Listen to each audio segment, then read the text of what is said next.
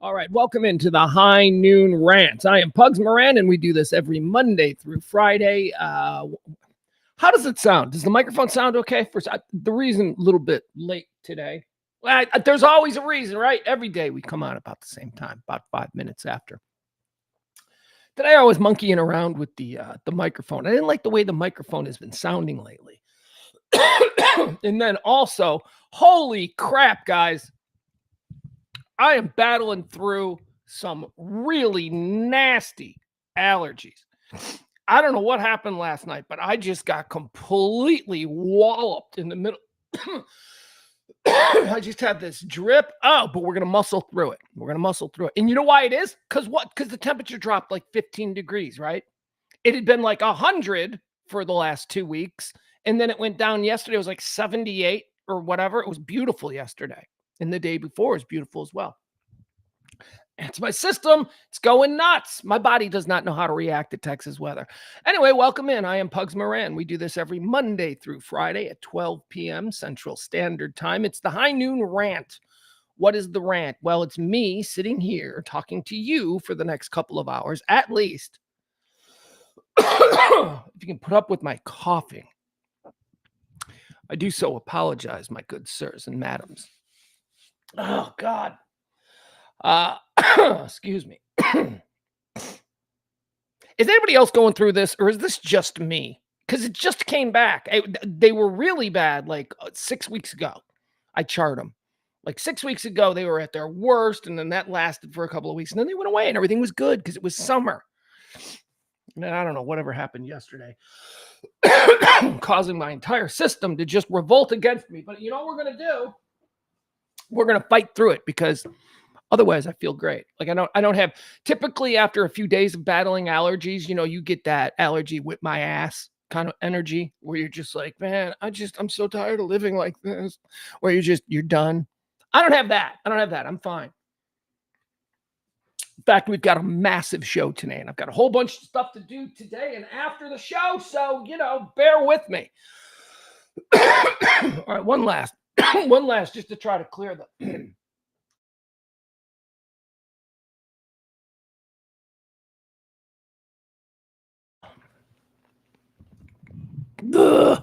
I'll get through it.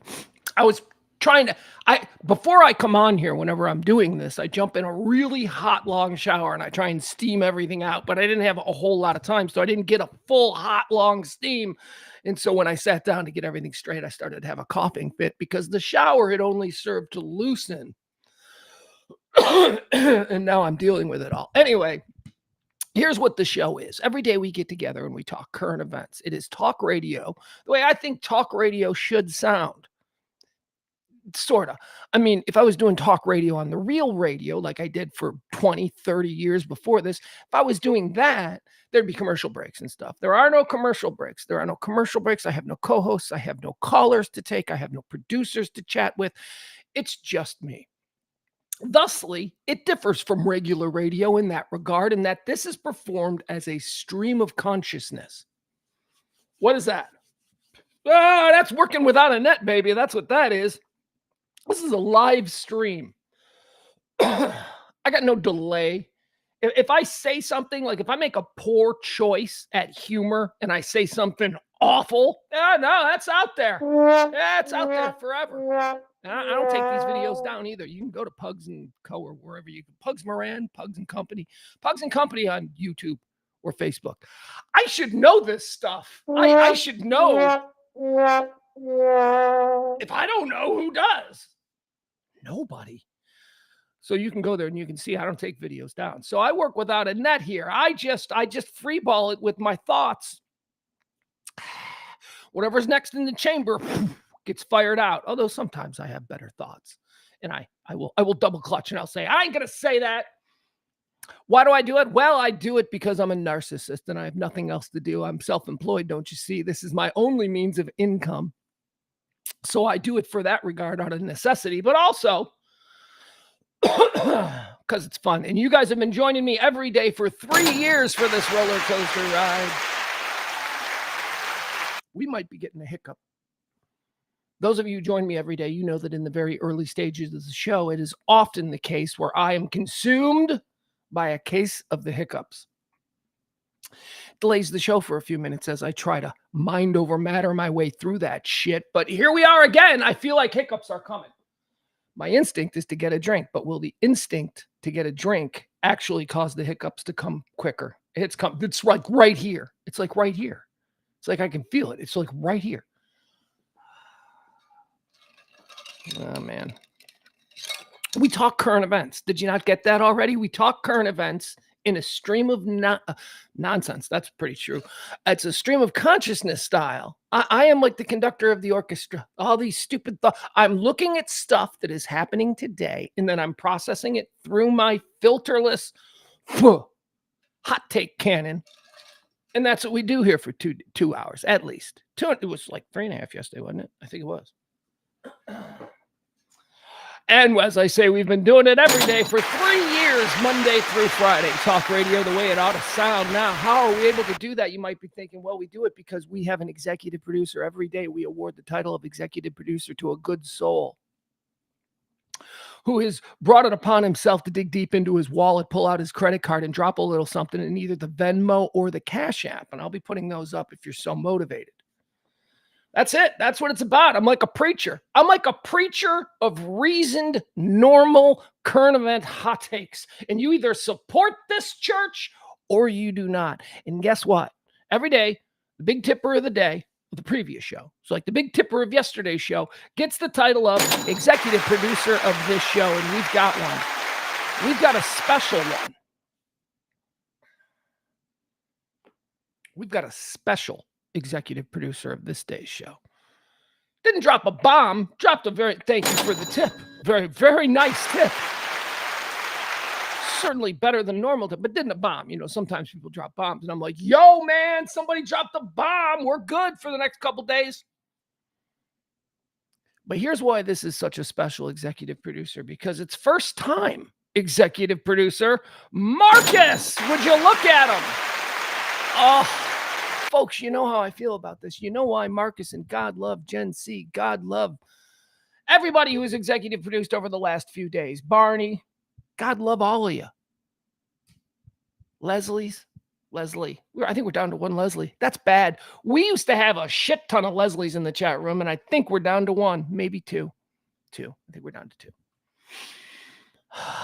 But this is a brand new tipper of the show. Someone who's never done it before, and it was brand new. So this is growth, ladies and gentlemen, and this is what we're living for. This is the second new executive producer that we've had over the past couple of weeks. And I'm telling you, folks, it warms my heart. So thank you so much, Marcus. I appreciate that. Marcus is our executive producer at today's show. If you want to be tomorrow's executive producer, just be the big tipper of the day. You can drop a little something there at either the Cash App or the Venmo. I sure would appreciate it. If you happen to be someone who wants to support this kind of talk radio. Now, what is this kind of talk radio? You're like, what is this kind of talk? This is talk radio that isn't like, I don't give a shit how you voted. I always talk about this. This is pretty much non-political. My filter is like non-political. You know why? Because I'm not political. That is not to say that I don't understand politics. I do understand politics. And that's exactly why I'm not political. That's a fool's game, I think. And it's kind of dominated talk radio for sure. Discourse in general in this country has been dominated by political partisanship. This talk show attempts to just talk about everything the way normal people talk. So if you're with me, let's move forward. Thank you, folks. And thank you to our brand new executive producer, Marcus. Let's say hi to the chat room. Who do we got in here? We got Jeffy checking in. He's in the Iowa cornfields. We've got the lovely Miss April. Look at her. She says, hoping you didn't just summon the one who shall not be named. Oh, I don't know what that's about. Context. I don't know. I say shit. It's a stream of consciousness. She might be responding because of the delay in the chat room. She might be responding to something that I just blurted out. And I don't even know what I said. Jeff Ballard is on the hunt for the missing Leslies. Jeff says, I haven't seen Man-Eater Leslie in a while. And what about Crazy Leslie? I seen her pop in like a month or two ago. Man-Eater Leslie. And you know what? I think that she would appreciate that nickname. Maneater Leslie, just, I love her. Don't get me wrong. I love her. That chick's cool. And she's been so kind to me over the, we've been friends for 15 years now. She's just been relentlessly supportive of all these efforts all the time. She's great. I love her. But Leslie will fight you. And I think she just had enough. I think she just had enough of the chat room. I would hope that Leslie is still hanging out with me from time to time, whether she's listening via podcasts or whatever. I mean, it would be absolutely heartbreaking to me to think that, I said something that made her mad, but she might have. I think she bailed during the Pugs and Parker days when James and I were just talking like drunken heathens at 10 o'clock at night. That was a very alpha show. And the other Leslie, the one that you called, and I would like for, the record to state that you called her Crazy Leslie. Yeah, I haven't even seen her. She's, look, she's another one who's been a long time friend of mine. And, sometimes shit goes haywire, look, it's best when, can I help you, dog? The dog just moved. And decided to headbutt the camera. Okay. She's in her chair now, which is good. So Leslie's off. Both Leslies, we wish them well. No harm, no foul there. All right.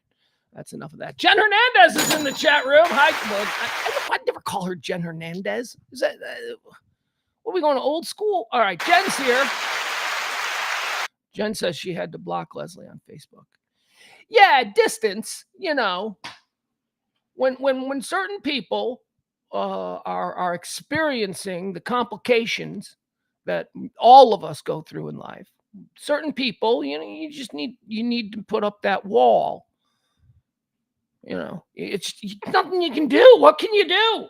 It's so I understand that. Let's see here. April says she was referring to the mean Leslie. I don't know which one is the mean Leslie, because Maneater Leslie, who I legitimately love, who I legitimately consider a friend, she was really mean. Like towards the end, she was getting really mad at shit. And that's fine. She's passionate. That's why she's so, so cool.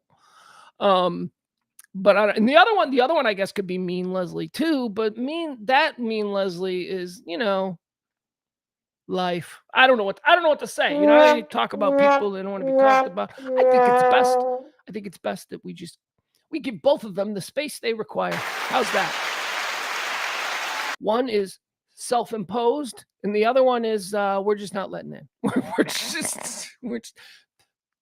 That's not true either. That's not true. I always believe in redemption. All right, who else do we have in the chat room today? Should I just get into the show? We got a big show. But because of these, God, I'm such a self-saboteur.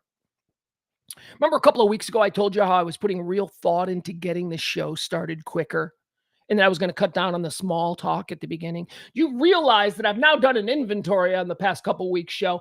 I have done longer ramp-ups than ever before. This is when I tell you about schizophrenic me, the thing in my head that undercuts me at every fucking opportunity. I've been dealing with this my whole life.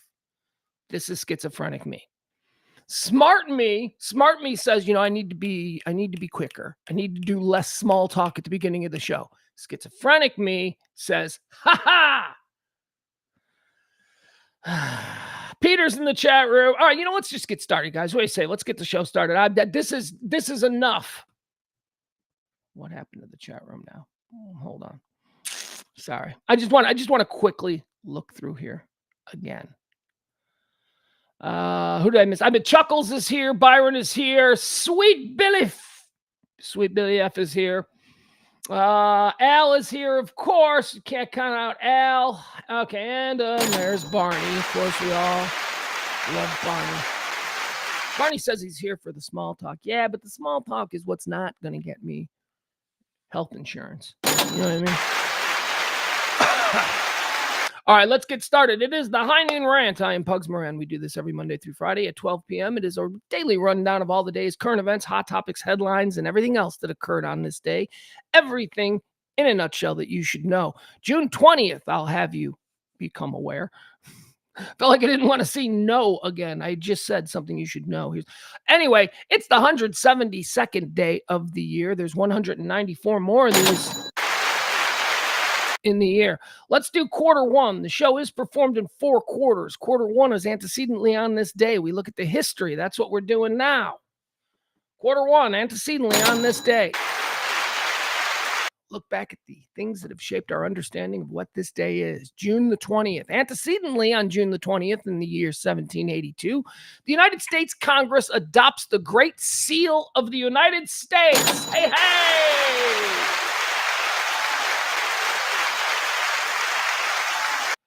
The Great Seal. The Great Seal of the United States. We all know what that is. I'd show it to you, but why? You know what it is. It's the eagle with the braiding. There's braiding and there's an eagle in the middle. And I think it's got a thing in its face and its beak, right? Is that a beak? Yeah, it's a beak. It's got a thing in its beak and he's facing I don't know what it all means. Oh my God, I'm sure there's an A&E special that tells, or the History Channel special that tells you everything. Secrets of the Seal. I haven't seen it though. But it's a thing. And thank God on this day in 1787, I mean, just how sparse and barren do you think official United States stationery looked before we had the Great Seal? Antecedently on this day in 1791, King Louis XVI, disguised as a valet, attempts to flee Paris during the French Revolution. That's right, scurry, you little rat! You little kingly rat, scurry like the... Yeah, it's a great moment for the working class. Great moments in working class history. They're all around us. This is one. King Louis. King Louis and his bitch let them eat cake wife. Forced in the middle of the night by a bunch of farmers with pitchforks and torches. Middle of the night. He's got to like dress up like some loser, some valet, and try and scurry like a rat. He didn't make it. They got him. Screw you, King Louis. Antecedently on this day in 1893. A great day in mental health history. It's a great day in mental health history. It is. It is important that this all went down this way. Irregardless, and again, I struggle with, is irregardless a word? And am I using it properly? Regardless, the story of what went down on this day is completely, I think, misunderstood by history. For it was on this day, antecedently in the year 1893, that Lizzie Borden is acquitted of the murders of her father and her stepmother. Lizzie Borden was acquitted, people, okay? Who is you, Lizzie Borden? Everybody look at him holding the axe. He's going to kill everybody like Lizzie Borden. Lizzie Borden didn't kill anybody, guys. She didn't kill anybody. You want to know what the story with Lizzie Borden was? 1, it was 1893. 2, the police investigation into this double murder in the home in the middle of town. The police investigation was run by probably a drunk with 0 investigative skills who was probably appointed to the position by some rich banker who's like a cousin, married a cousin of his. What I'm telling you is it's 1893. There was no fucking investigation into this thing. Point 2, Lizzie Borden was the town weirdo. She was a town weirdo. She was weird. She was like different. You know why? Because she's probably schizophrenic bipolar. It's probably what she was. And it was 1893. There weren't, compassionate conversations about how we take care of weird little Lizzie. No, it was just, she's weird. Chain her to a radiator in the basement. And that's kind of what she was. She was a little bit... So when her family got slaughtered, this cop, see point 1, this cop who's not a real cop, he's just an 1893 pretend cop. This cop is like, hey, we got a couple of matters, Boston, so we got a couple of matters in this house. So what do we know? And then somebody went, this is where that crazy chick lives. And he was like, let's put her in cuffs, boys. So they put her in cuffs. The real story is that Lizzie Borden's father was in business with his brother-in-law, Lizzie Borden's uncle. The business was failing. The business was failing badly. And it was almost all due to the mishandling that Lizzie Borden's uncle did. Now, Lizzie Borden's uncle, who was suffering from I don't know, again, let's just call it the consumption or something, whatever they had back then. They had one name for everything, the consumption. So he was sick, but he came and he visited the Borden family anyway, night before the murders. And apparently he and his business partner, Lizzie's father, got into a big fight. Next day, the uncle disappears early in the morning, leaving town never to be seen again. That afternoon, people discover that the whole Borden family has been slaughtered, and it must be the weird girl chained to the radiator who did it. That's why we think Lizzie Borden did it. She was mentally disturbed. We just didn't know what it was back then. And a bunch of bad cops decided that this will be easy. You know, crazy kid lives in the house, dead people in the house. I'm lazy cop in 1893. Crazy girl did it. But yet here we are in 2024. And if you ask someone on the street, they'll say, who's the most prolific axe murderer in the history of, they'll go, Lizzie Borden. No, she didn't kill anybody. Antecedently on this day in 1942, during the Holocaust. Now, this is a story here, folks. Again, I look for pieces of history from this day that you don't really going to hear anywhere else. This is kind of a cool story, not kind of. This is really a cool story. And I have this belief. And by the way, I told you, I'm rewatching Entourage. And my belief, my longstanding belief is now bigger than ever. I've always had this belief that I could just, go into a room in a Hollywood studio and pitch a story and get a movie greenlit. I just think it'd be easy. I think I could get them on board. And here's something else that I've noticed over the years since Wikipedia. We'll talk about since Wikipedia in a few minutes, but since the advent of Wikipedia, I've noticed that, like, when you look at these historic days and these events, you find these nuggets in history that would make amazing movies. And it's like, why hasn't this been made a movie? Here is one of them. Here is one that you're telling me this isn't a freaking movie. Let's get Steven Spielberg on the phone. Spielberg will make this movie. This is the kind of movie that Spielberg has been making the past 20 years. On this day, antecedently in 1942, Kazimierz Pierkowski and 3 others, dressed as members of the SS Totenkampfbanden, I don't know, that's probably not how it's pronounced, steal an SS staff car and escape from the Auschwitz concentration camp. I never heard this story. You telling me Spielberg doesn't make this in 2024? The story of some badass Jewish guys in Auschwitz who overpower the guards, dress like them, and then sneak out? That's a cuts and escape movie. Come on, Spielberg. Antecedently on this day, that happened. Antecedently on this day, in the year 1945, the United States Secretary of State approves the transfer of Werner von Braun and his team of Nazi rocket scientists to the United States under Operation Paperclip.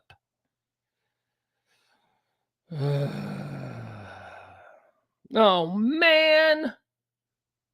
Just got some breaking news. We're going to have to talk about this. This is breaking news right now. Apparently, Donald Sutherland, famed actor, father of Kiefer, has passed away. Donald Sutherland, dead at 88. This unconfirmed reports coming into our newsroom here. Breaking news. Donald Sutherland, reportedly dead. All right, we'll talk about that later. But we don't look. I like Donald Sutherland. He's awesome. Don't get me wrong. But we don't stop the show for Donald Sutherland. We make mention of it so that people can say, I heard it on the High Noon Rant first. Thank you to Ed, exec producing from his corner office in the C-suites at Radio Misfits. All right, let's keep going here. Antecedently on this day, Werner von Braun. Let's talk about this guy. I love me some Werner von Braun. Do you know who Werner von Braun is? Werner von Braun, the Saturn V rocket, the rocket that powered us to the moon, the rocket, the most powerful. Well, now Elon's making bigger rockets.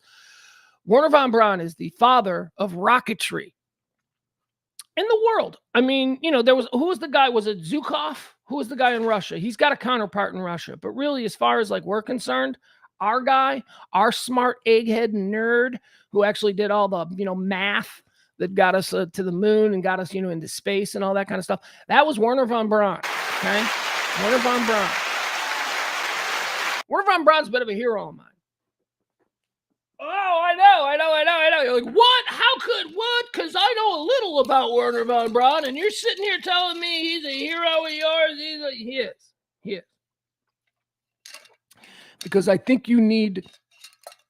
context is very important when discussing Wernher von Braun. Wernher von Braun was German. He was born in Germany during the Weimar Republic. The Weimar Republic was the government that ruled Germany after World War I, and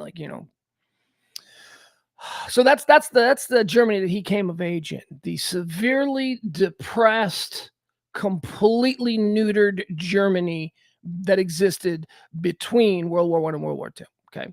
His father was an important guy. His father had like a big political job with the Weimar and all that stuff. So he was educated. He came from a good family, and he was really smart. And he ended up becoming a scientist, a young college student, and all that. And then all of a sudden, he starts doing things with these, rocket. Here's the deal. Here's why he accelerated. Because after is it the Versailles Treaty? Yeah, it was after the Versailles Treaty. That was the thing that completely neutered Germany after World War I. After the Treaty of Versailles, Germany was forbidden from having any kind of military whatsoever. They weren't allowed to build bombs. They weren't allowed to build tanks. They weren't allowed to have anything more than what would be a civil standing army. Nothing big. No planes, no warplane, that kind of, no navy, nothing. The German people and the German government neutered after World War I. Nobody wanted to see them do that again. However, there was a loophole. And Wernher von Braun, I'm not going to say he exploited the loophole because it was just something that he was into, but he was big into astronomy and he'd always dreamed of going to the stars. So during this time, he worked on rockets because you see, the Versailles Treaty, they didn't know anything about rockets and missiles and projectiles and all that kind of stuff. Now rockets and missiles, that's pretty much military 101, but back then it wasn't. So it wasn't looped in. So he worked throughout this entire time period of the Weimar Republic. Wernher von Braun was working on perfecting rockets and rocketry. And he wasn't doing it for military purposes. He was doing it because he thought we could go to the stars. Hitler comes to power. Hitler looks at, what do we got? What are we doing with the military here? What do we have going on? And all they said was, oh, we've got this really interesting stuff with this guy who wants to go to space and blah, blah, blah. So he was forced, Wernher von Braun, into joining the Nazi party. He had to pay his dues. And why did he do this? Because if he didn't, they were going to execute him. That's why. I mean, this is why context is important. Because years later, and by the way, we always knew we got him from Germany during Operation Paperclip, but, we always knew that he was a scientist back then during World War II. But somehow, later in his life, in the 1970s, it became a big deal that he was in Hitler's SS, but he wasn't a military guy. He was a doctor and not a doctor that worked on people, mind you. He was a rocket scientist. He was building the V2 rocket, a rocket that he had designed and intended for space exploration, was now being used by the madman Hitler to deliver bombs. Okay? They were going to kill him. There was no other way for him to. He tried to escape, and they caught him, and they were going to kill him. Einstein escaped. Some of them escaped before the war. Not all of them could. So after the war, when the Americans came in, they looked around and they said, okay, let's cherry pick the absolute best that Hitler had. And Wernher von Braun was it. So they brought Wernher von Braun to America, where he formed, and I didn't form, but he was put in charge essentially of the rocket department at NASA. He built, as I say, the Saturn V. He is responsible for every great American NASA accomplishment. He helped us win the space race. He didn't help us win the space race. He's the reason we won the space race. The complicated life of Wernher von Braun. He talked about it a lot. And nobody seemed to understand when he would say, look, I was a 22-year-old kid on the verge of a major scientific breakthrough, and all of a sudden my country goes fascist. They were going to kill me. He goes, I just put my head down and I kept working on what I was working. I was working for all mankind. is what he liked to say. I wasn't working for whatever government was in charge of Germany that month. Which you got to understand. Never killed anybody. He was never in the war. He didn't do that shit. He wore a white lab coat and he blew shit up. He made rockets. And then all of a sudden, Hitler's his new boss. And what Hitler wants to do with these rockets, that's, concern of him. Although it troubled him greatly. Anyway, Werner von Braun, on this day, Operation Paperclip, a thing that won us the space race. We took their best and their brightest. The Russians got some. Apparently the Germans had a lot of really smart dudes. The Russians got some, but we got who I think was the cream of the crop. We got the cream of the crop. That's why we won. Werner von Braun. On this day in 1945, Operation Paperclip. Oh wait, what's this note here? I got a note here. It says von Braun's later attitude towards Nazi regime of the late 1930s and early 1940s was complex. Von Braun himself said that he had been so influenced by the early Nazi promise to release the German people from post-World War economic effects that his patriotic feelings had increased. In a 1952 memoir article, he admitted that at the time he fared relatively well under totalitarianism and he felt great guilt. Yet he also wrote that to us, Hitler was still only a pompous fool with a Charlie Chaplin mustache, and that he perceived him as another Napoleon who was wholly without scruples and a godless man who thought himself the only god. All right, there you go. Werner von Braun. I'm being forced to work under Hitler. And that's how I describe it. Forced. Antecedently on this day in 1963, following the Cuban Missile Crisis, the Soviet Union and the United States signed an agreement to establish the red telephone link between the Oval Office and the Kremlin. Right. We've seen this in movies, right? Right there in the Oval Office, right there on the president's desk is that red phone. He can pick that up, and at the other end, at any minute, it's going to be, whoever the Russian premier, secretary general is. They're going to pick that phone up, and they're going to have a conversation one-on-one between each other. We've seen it. We've seen it a million times. Hell, there's probably a History Channel special called The Secrets of the Red Phone. No, there's not. You want to know why? Because there's no such thing as the red phone. That's a Hollywood creation.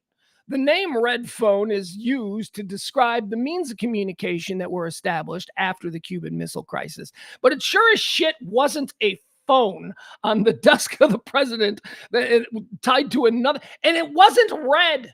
Like the president never had a red phone on his desk. It's not a thing. Although I do bet that it's like the thing that Trump would want, though. Like Trump, just put a red phone. Just make it to Ivana. Just give me a red phone. Just have it be direct to Ivana. The red phone never existed. It's not a thing. Okay. Here's what it was. After the Cuban Missile Crisis, people in the State Department of the United States and people in the Kremlin, they decided they were going to monitor, they were going to keep in contact. No more, no less than that. And the contact was essentially just back channels. A guy in an office in the Kremlin who spoke to a guy in an office in the Pentagon, and both of those guys reported to whoever. It was never the president could just call the Secretary General, as we see in the movie Strangelove. Strangelove is great. It might be Kubrick who started this. I don't know. But in the movie Dr. Strangelove, of course, there's the conversation between President Muffley of the United States and the Russian guy. Anyway, it's not a thing. It never has. Now, today, it's a secure internet email. There is a secure, instantaneous internet email where only two people in the world have the rights to this thing or access to it, and it's the Pentagon and it's the Kremlin. That's how it's done now. There was never a red phone. Antecedently on this day in 1975, the film Jaws is released in the United States, becoming the highest-grossing film of that time and starting the trend first known as the summer blockbuster. Isn't that weird to think about? Like now we take that for like well, not anymore because now there is no such thing as blockbusters. I mean, I don't know. They still try, like just 4th of July, there's going to be a movie and they're like, it's going to be the blockbuster, but it ain't going to be like it once was. Like Independence Day, right? In 1997. Maybe that's 96. I don't know. But yeah, summer blockbuster started with Jaws. I I was thinking about this morning when I was putting this list together. So I would have been 5 years old when Jaws came out.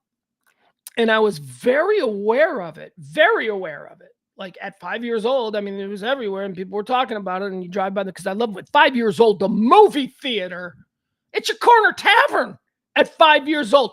If you don't get to the movie theater at least once a week when you're 5 years old in 1975, somebody's not raising you right. And you're upset about it. For a 5-year-old, it's like the corner bar. You got to check in once a week. So, I knew Jaws was happening. I don't know if I saw it in a theater. I was thinking about this earlier. I'm like, I was 5 years old. Did these people, these monsters who raised me, did they take me, a 5-year-old, to see Jaws? It worse than that, though. I do remember being taken to see a film called The Sentinel by my aunt, who was like 6 years older than me, and it was like still to this day freaks me out. But I don't know if I saw Jaws. I mean, I've seen it, and I probably saw I mean, I remember watching Jaws. Like I remember particularly one summer on vacation. I was on vacation with my friend and his family, and they were at their lake house. And I remember we were all laying around on the floor of their summer home, and the new VCR thingy had just come out. And I remember we watched Jaws. I don't think that was the first time I saw it. I don't know, Jaws. I did watch Jaws a couple of years ago with my kid. About 5 years ago with my kid when he was about 10 years old. I think 10 is fine. 10, 11 is fine for Jaws. Actually, it just depends on your kid. If your kid's not a pussy, you might be able to watch Jaws with him at 4. Who knows?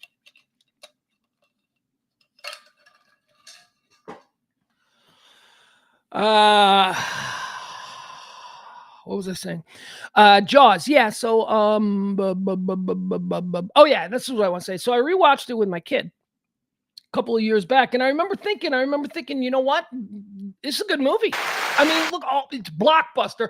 Well, just because something's a blockbuster doesn't mean it's a good movie. Okay, there's a lot of movies that are, but Transformers, okay, not a good movie, blockbuster, right? Fast and the Furious, none of them good movies, all of them blockbuster. Jaws is a good movie. Jaws is actually a good movie. The acting is good, the characters are good, the story is good, the dilemma, the third act is incredible. Come on. Jaws is a good movie. By any standard, it's a good movie. Antecedently, on this day in 1975, Jaws is released in theaters. On this day, antecedently in 2003, Wikimedia Foundation is founded in St. Petersburg, Florida. That's why I said put a pin. I mentioned Wikipedia earlier. I said put a pin in that. We'll talk about it. Wikipedia, on this day. Happy birthday, Wikipedia. I love Wikipedia. I can tell you flat out that if the government announced we're banning Wikipedia, I'd be fucking furious. I love Wikipedia. There is nothing better than just falling in a Wikipedia hole and just learning shit about stuff you didn't even know you wanted to learn about. Wikipedia, that shit's not true. Oh, fuck you. You know what? If you're not a moron, you can tell what's true and what isn't true in a Wikipedia article, okay? And when something seems sus to you, you just do a little background on that. You Google that and see what's up with that. Wikipedia is not, where'd you get that, Wikipedia? Yeah, dummy, I did. Really fucking smart shit on Wikipedia. Wikipedia is awesome. I love Wikipedia. All right. But that's another one of those things, one of those programming things that drive me nuts. Like, where'd you get that, Wikipedia? Yeah, as a matter of fucking fact, I did get it from Wikipedia. What's your thoughts on this? That's fucking stupid stuff. Yeah, okay. Thank you. That's never right. Look, I don't know. That's like, you've been saying this for what, 15 years? I mean, Wikipedia's maybe in the early days it's been sketchy, but I don't know. For the past decade, Wikipedia is a pretty reliable source of information on the fly for me. All right, let's do quarter two. Quarter two in this extravaganza. We call it birthdays. These are people celebrating today. We don't know for sure if it's their birthday, but it is their published and listed birthday. Born on this day in 1909. Ugh. Just realized I don't have this up. Hold on. Born on this day in 1909. Forgotten. I mention these guys from time to time because I know that they were huge mega stars. But today in 2024, it's like, yeah, I've heard of that guy. But, meanwhile, he's like the Harry Styles of 1928, right? But we don't even remember him. Errol Flynn. Errol Flynn, born on this day in 1909. He was like the first. He was like, well, I don't know, him, Valentino. They were like the first Brad Pitt and George Clooney. Douglas Fairbanks. I've never seen an Errol Flynn movie. I mean, Errol Flynn, I'm old, and Errol Flynn is old for me. Like Errol Flynn, I don't think my mom has seen an Errol Flynn movie, right? I think she's like, yeah, no, that's more your grandparents kind of thing. Errol Flynn used to be a star. Now, again, here's what I say. This is what I say. I point this out all the time, right? I think Gregory Peck is a great example of this. Gregory Peck is one of the greatest actors of the past 100 years. And I don't think he is as revered to the extent of some other actors. Why? Because he doesn't have the signature role. Is it To Kill a Mockingbird? Maybe. But it's not like, it's not like Jimmy Stewart has like a number of signature roles. That's why we remember him. Clark Gable has Gone with the Wind. That's why we remember him. Humphrey Bogart has Casablanca. That's why we remember. He's got a bunch of others. But you know what I'm saying? If you've just got like 100 really good films, but none of them are like, oh, that's the great, you get forgotten. And I think that's another problem with Errol Flynn. That and his movies must have sucked. Oh my God, you guys. I mean, we're ruined. Not if you were like 12 years old in 1920 and you went down to the Cinemodium or whatever they called it, you were blown away. But I'm saying through our perspective, what we know, what our 2024 kind of expectation of entertainment is. Could you imagine how shitty that stuff was? Like the stories probably didn't make any sense. It's like, what? Who's that now? They didn't even introduce that character.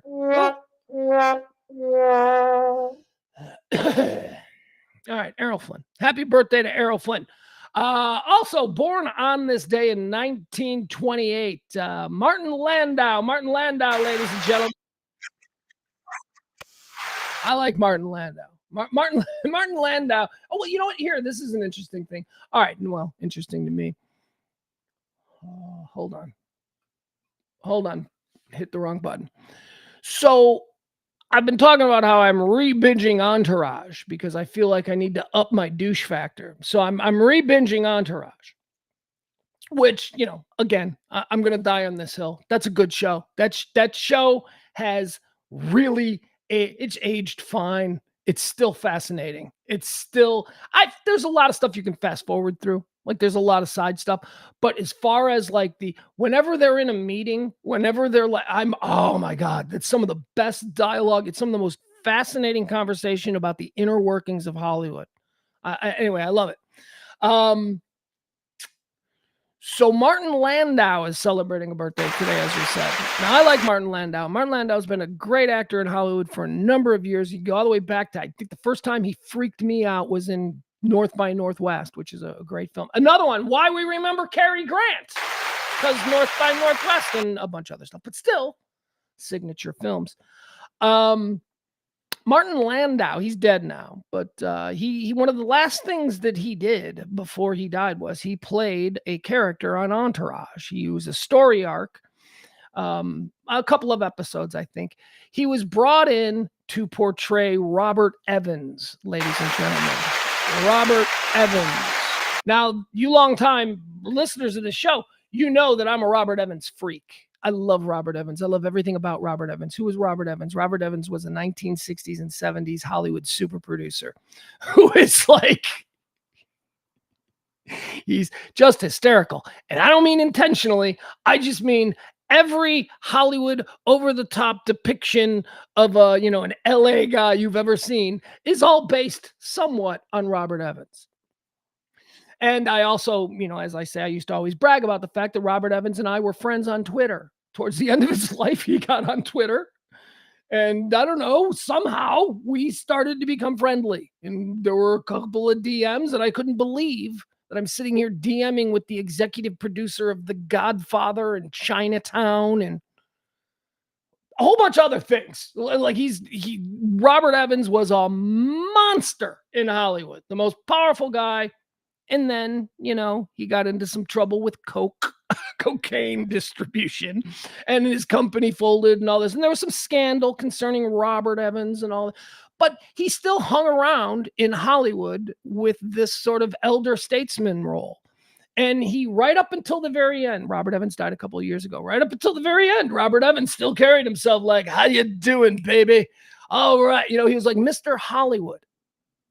But also incredibly competent, very successful. A lot of people respected him. But towards the end of his life, people were like, okay, well, good to see you, Mr. Evans. You know what I mean? But it's like he was a little bit out there. That's the character that Martin Landau was asked to come into Entourage and portray. Now, they called him Bob Ryan, not Bob Evans. But just when you're watching this, I'm going to show you a clip here now. This is from Entourage. This is Martin Landau, our birthday boy. His best scenes as Bob Ryan, a.k.a. Bob Evans, from Entourage. Let's watch, shall we? Great movies. What if I was to tell you I have a movie better than any of those that would be perfect for Vincent Chase? Now, would that be something you might be interested in? Definitely. Boom, I'm a matchmaker. I love it. Have lunch, talk it over. How about that? My drive is to eat it. Now, would a steak like that be something you might be interested in? All right, this guy's got nothing. He won't let me leave. I don't even know where I am. What if I was to send a cab to pick you up? Is that something you might be interested in? You knew, you motherfucker? What if I was to tell you that somewhere in this house, I've got a script about the Ramones? Yes. If I can read it on the way home, it's something I might be interested in. Don't be a wise ass. Oh, yeah? What's that? See if this is something you might be interested in. You might be interested in reading this. Let's go on here. Bradley, what if I about was this to one. tell you that you could make this picture for nothing, win an Oscar, and gross $100 million? Is that something you might be interested in? I think I would, Bob. Don't speak to him like that, all right? What if I were to tell you that I had a 22-inch cock? Is that something you might be interested in? Jesus fucking Are you Christ. mocking me? Mocking you? Why would I mock you? Everyone knows the best way to close a studio deal is to pull a quarter out of the president's ear. All right. All right, there you go. Martin Landau as the great Bob Evans from Robert Evans, call him, from Entourage. Martin Landau, born on this day in 1928. Born on this day in 1940, John Mahoney. He was the dad on Frasier.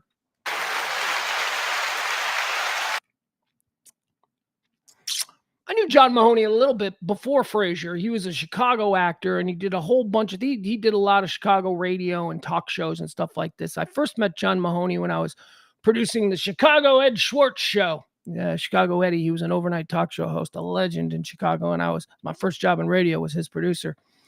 And we used to have to book John Mahoney all the time. John Mahoney at that point was a Steppenwolf actor in Chicago, but he was a friend of Chicago Eddie Schwartz. And it would just be like a year later that he would explode with Frasier. Or maybe it was right about the time he was exploding with Frasier. He was the dad on Frasier, John Mahoney. He's dead now. He was really nice. He was really nice. Like a good guy, like a real salt of the earth, like normal guy. Didn't want anything special. Was just like, hey, was just a really, really nice guy.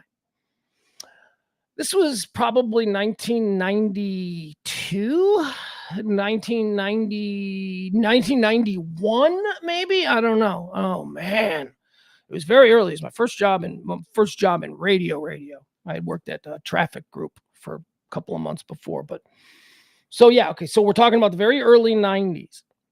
And I was new to radio. And I didn't really know Hollywood. I wasn't really, and again, let me point out, it was the early 90s.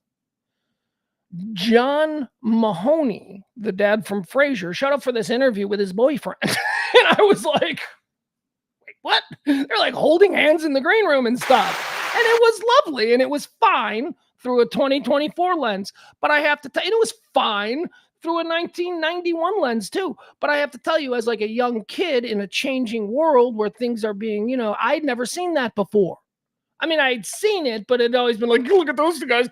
Like I'd never seen it Like in a way where you just be professional about it and hey, what the hell? And then, like I said, he turned out to be a really good guy and he came in a number of times. But it was that first time when John Mahoney, Frazier's dad, showed up with his boyfriend for the radio interview where I was like, huh? I made it, Mom. I'm in Hollywood. I'm in entertainment because these things are fine. Born on this day in 1940. Born on this day in 1942. One of my idols. One of my favorites. One of the most fascinating people in the history of American popular music. Certainly one of the most revered. It's his birthday today. He's been trending all day. Actually, he's trending. He'll be trending because he's one of these guys that isn't as exalted as like a Dylan, although he should be. Isn't as well. Look, the point is this: Brian Wilson is celebrating a birthday today. He was born on this day in 1942. Brian Wilson is a very complicated guy. Talk about mental illness. Brian Wilson has very severe mental illness. And what do we say around here? Oftentimes, you get somebody with a severe mental illness and you put them in a music studio, they're going to come out with something awesome. If you need something modern or something classic, look at Miles Davis. If you need something modern, look at Kanye West. Brian Wilson is another example of this. Brian Wilson has severe issues. Schizophrenia, depression, probably some bipolar disorder. He's got a lot of problems. But he's a musical genius. He's an absolute genius. And maybe it's this genius and the things that he hears. He hears things in his head that he says, due to my schizophrenia, he hears things and voices and rhythms and patterns and all of these things in his head at all times. Can you imagine that? If that is in fact true, just take your skepticism out of it. If that is what having schizophrenia is like, imagine having to walk through your daily life trying to block out this music that's in your head. So Brian Wilson made some absolutely incredible things. Now, the Beach Boys, you want to talk about a band with an arc. This is a crazy arc. So what are the Beach Boys? Well, in the very beginning, there weren't many rock bands, I always say this with TV. A lot of the early TV stars aren't necessarily the most talented available, but they were closest to the camera at the time they turned it on. Same goes for music industry and the emerging pop music and rock and roll teen markets of the 1960s. The Beach Boys were kind of a boy band, but unlike the other boy bands, unlike the Jan and Deans, unlike the Rydells, unlike all of these other pop bands of the era, the Beach Boys wrote their own songs. Or, more to the point, one guy wrote everything. All right. And that was Brian Wilson. So that sort of set them apart there, which meant, you could imagine that they probably weren't going to be stuck as boy band pop idols for very long. And they weren't, because as the 60s progressed, Brian Wilson became more and more this man in a studio. Brian Wilson, at one point, stopped touring with the band. He didn't play with the band. Isn't this a weird arrangement for a band? And I wonder if people truly recognize this.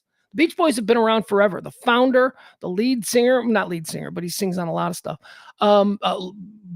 Lyricist, music, producer, orchestra, the guy, everything you've ever heard from the Beach Boys comes out of basically one guy.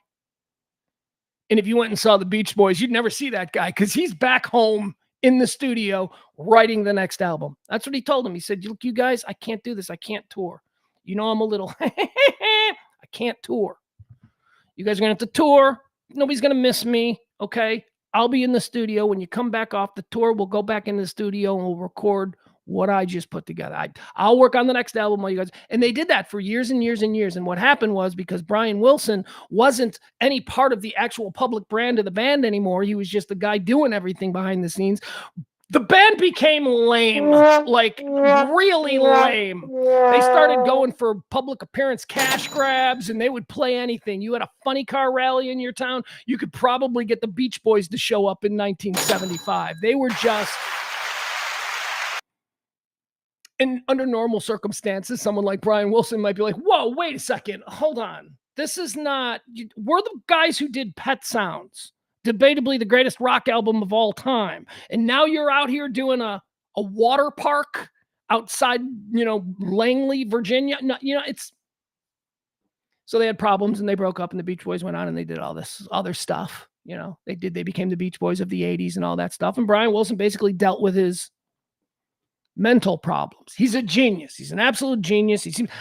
Yesterday I talked about, it was Paul Dano's birthday, right? Paul Dano. We were talking about his the actor Paul Dano, and I said, you know, Paul Dano, he played Brian Wilson in this movie with John Cusack that I don't think anybody's seen. Like, I don't think anybody. Now, granted, I happen to be a great fan of Brian Wilson.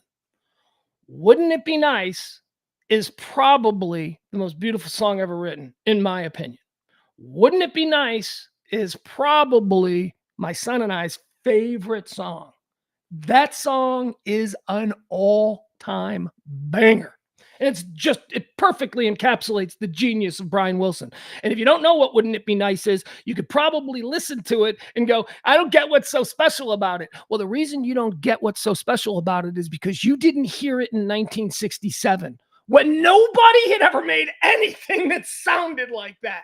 Now, because of his genius, everybody sounds like some variation of what Brian Wilson has pioneered. Anyway, Pet Sounds is a great album. So this movie was called Love and Mercy, and I talked about it. And I don't know if anybody's seen it. It's Brian Wilson's birthday. That's why we're talking about it. Coming into the weekend, if you're looking for something that's really interesting and I think just amazing, the performances by the two actors who play Brian Wilson in this biopic are John Cusack, who plays the older Brian Wilson, and Paul Dano, who plays the 60s, 70s genius in the studio, Brian Wilson. They're both incredible. They're both really good. It also stars Paul Giamatti, who plays if you like Paul Giamatti, and who doesn't like Paul Giamatti? Paul Giamatti plays Dr. Eugene Landy.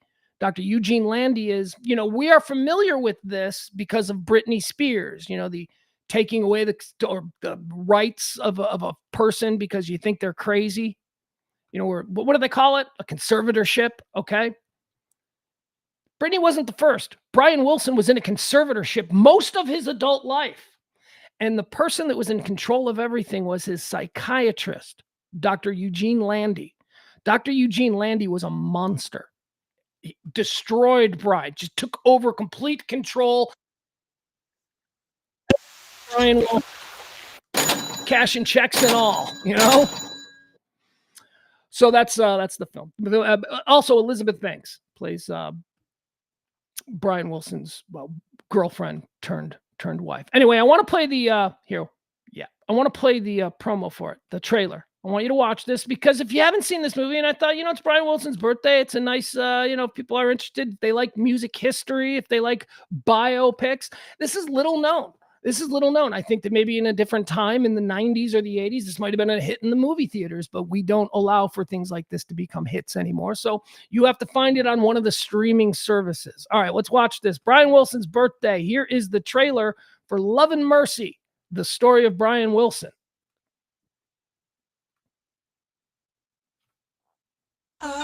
Excuse me. Can I help you today? I'd like to buy a car. Hi, I'm Dr. Eugene Landy. Do you know who this man is? Brian Wilson of the Beach Boys. Round, round, get around, I get around, yeah, get around, round, round. We've all grew up in California. The brothers here, Dennis, Brian, and Carl. So I listened to those harmonies, I would teach them to my brothers, and we'd all sing. Listen to me, I'm going on and on. What about you, Melinda? Why don't you have a boyfriend? He broke my heart.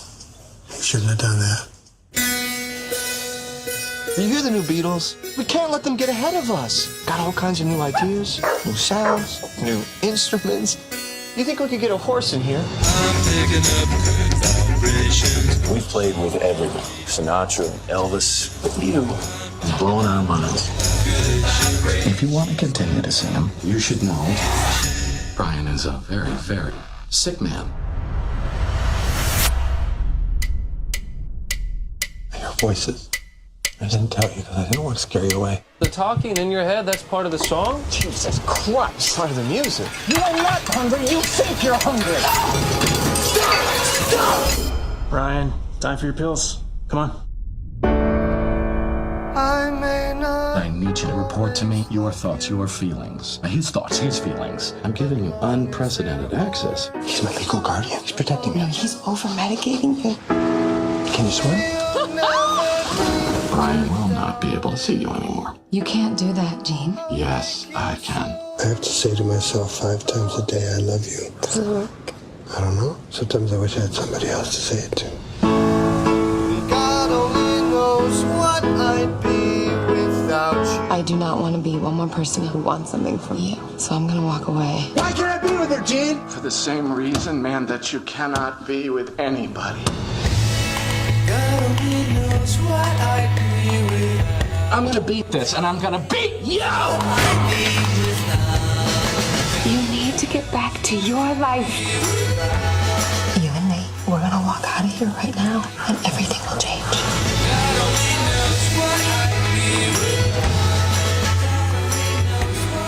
All right, there you go. Love and Mercy on Brian Wilson's birthday. I think it's the most underappreciated and underseen film of the last couple of years. It's one of my favorites. One of my favorites of the last few years. All right, happy birthday, Brian Wilson. Born on this day in 1942. Born on this day in 1945. Anne Murray. I would love to be able to go all in on Anne Murray, but quite frankly, no thanks. Moving on. Happy birthday. Born on this day, 1949. Here's another.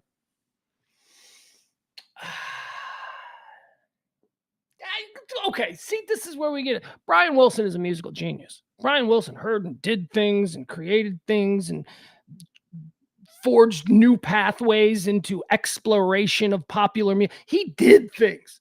This next guy, I just think he's awesome. Lionel Richie. All night long. Like a brick on a house. She's lying to like me. Whether it's Commodores or solo stuff, he's an interesting character study, isn't he? Lionel Richie, think about this. Lionel Richie now, nobody knows who he is. Like 15 years ago, people were like, oh, he's Nicole Richie's dad. And it was funny back then because we're like, no, he's kind of more than Nicole Richie's dad. But now nobody even knows who Nicole Richie is. So unless he has a grandkid that's about to, flash her cooch on TMZ. I don't know if he's going to be famous anymore, but he was really famous for a period of time. Lionel Richie, my God, he was huge. Like 1984, he was everywhere. Happy birthday, Lionel Richie. You guys, for my friends in Chicago, do you know that Lionel Richie graduated from Joliet Township High School? Yeah. He went to high school years. It's like it seems to have spent all of his life in like Alabama, but then for some reason he went to high school in Joliet at Joliet Township. Lionel Richie, happy birthday. Born on this day in 1949. He's cool. I like him. He's got a weird triangle head with a strange fro. God, he was awesome. Yeah, jumba jumba. Nobody knows what the words are to that, right? Isn't that some African song? Timon Jumbo. Yeah, Jumbo Jumbo. Whoa, yeah. We're gonna have a party all night long. Born on this day in 1952. Here's another one we love. We love this guy. Everybody loves this guy. I prefer fat guy, but whatever. He lost weight probably for his own health. I'd rather have an alive, skinny John Goodman than a dead fat John Goodman. I don't know, though. I really do like hefty, round, robust John Goodman. John Goodman, of course, Roseanne. We all love him. Million movies. Babe Ruth. He's King Ralph. He's awesome. He had a run in the 90s. Boy, oh boy, John Goodman. Everybody loves John Goodman. Let's make John Goodman president. Who says no? Who says no? Let's make John Goodman president right now. We all have to decide right now in this moment. Let's get the entire country together. I bet you John Goodman would win in a landslide. John Goodman, president. There you go. Everybody write in John Goodman. John Goodman is now on The Righteous Gemstones. It's an HBO series, and he plays a mega preacher, a TV preacher, that kind of guy. Very funny show, very good show, The Righteous Gemstones. Great, great show. A great, great cast. Like, ridiculous how talented the cast of the mighty Righteous Gemstones is. You got Danny McBride. First of all, John Goodman, who doesn't love him. Then you got Danny McBride. You got Walton Goggins. You got other people, too. The girl, I don't know her name. There was a girl who plays the sister in The Righteous Gemstones. Don't know her name. She might be one of the best comic young actresses that I've seen in a while. And she's not even young. She's probably like 40, but I've never seen her before. And she slays it in that role. But he's skinny John Goodman in The Righteous Gemstones, so it's a bit distracting. Moving on. Happy birthday, John Goodman, born on this day in 1952. Born on this day in 1954. How about Michael Anthony? Bass player in Van Halen. Michael Anthony. Didn't he used to have the Jack Daniels bass? I don't know. Look, got to be honest with you. This is unfortunate for Michael Anthony because I don't have a take on this either way. But what if the question was, is Michael Anthony a great bass player? Van Halen is a great band. And we know that Eddie Van Halen was a great lead guitar player. And we know that David Lee Roth was a great lead singer frontman. Where's Michael Anthony fit in? We also know that Alex Van Halen is a terrifically highly regarded drummer. What about Michael Anthony, the bass player? Does he just get forgotten about, or is he as good at his chosen position as the other guys in his band? Or is he like the worst guy on the team? You know what I mean? I don't know, Michael. I'm not really big into bass, right? I love the sound of bass, but I've never really, Michael Anthony, happy birthday, bass player for Van Halen and Van Hagar, Van der Branden, hang on. Born on this day in 1967. A woman I've had a crush on for a good 40 years now. Actually, probably not 40 years.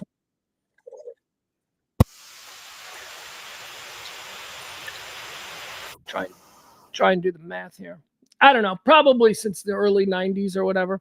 Now she went on to become a very big star, one of the biggest stars. If you were to go name the 5 most bankable actresses in Hollywood, her name would come up. But back then she was just like, she was Tom Cruise's girlfriend in a movie. You know what I mean? She was just like, she wasn't. My point is this. There was a time, and I fell for her. This is when I fell for her. There was a time when Nicole Kidman wasn't really a name. She was just some really, really attractive. I was really, really physically attracted to Nicole Kidman when she first came on the scene. She's still a beautiful woman, and now we know she has emerged as just a dynamic force as an actress. Multiple Academy Awards. Kidman, she's big. But, back in 1990 or whenever it was, this is the scene. This is, I think, the first time I saw Nicole Kidman. So let's go back now. What year is this? Let's see. So this is 1995. So maybe this is after we saw her in the Tom Cruise race car movie. I'm not sure. But this was a movie called To Die For. And it was her and a young Joaquin Phoenix. Wow, look, you know what? Holy shit. Look at the star power in this scene from 1995. Nicole Kidman and Joaquin Phoenix. Neither of them have done anything to this point. Star power is incredible. Anyway, this is the scene that I remember seeing in a movie, and I was on a date. It got me so horny. Didn't go anywhere, but, I do remember seeing this scene and making a mental note in my head that, holy shit, Nicole Kidman. Remember that chick's name? Fuck, hold on, I just screwed it up. Holy shit, as I say, Nicole Kidman. Remember that chick's name? Here we were. Hold on. I accidentally deleted what I was just going to. But that's okay, because I'm getting better. The more mistakes I make, the better I get at this nonsense. All right, here you go. Check this scene out. This was like, for me, this was like the hottest scene. This is why, to this day, I'm ride or die with Nicole Kidman. Oh, fuck, I love this song. Don't you love this song?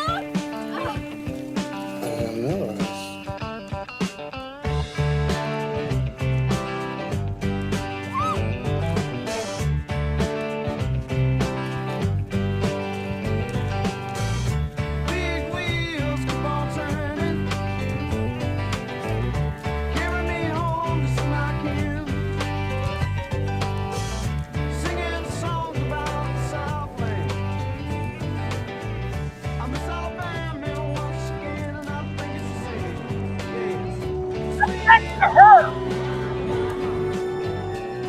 I don't need this nonsense.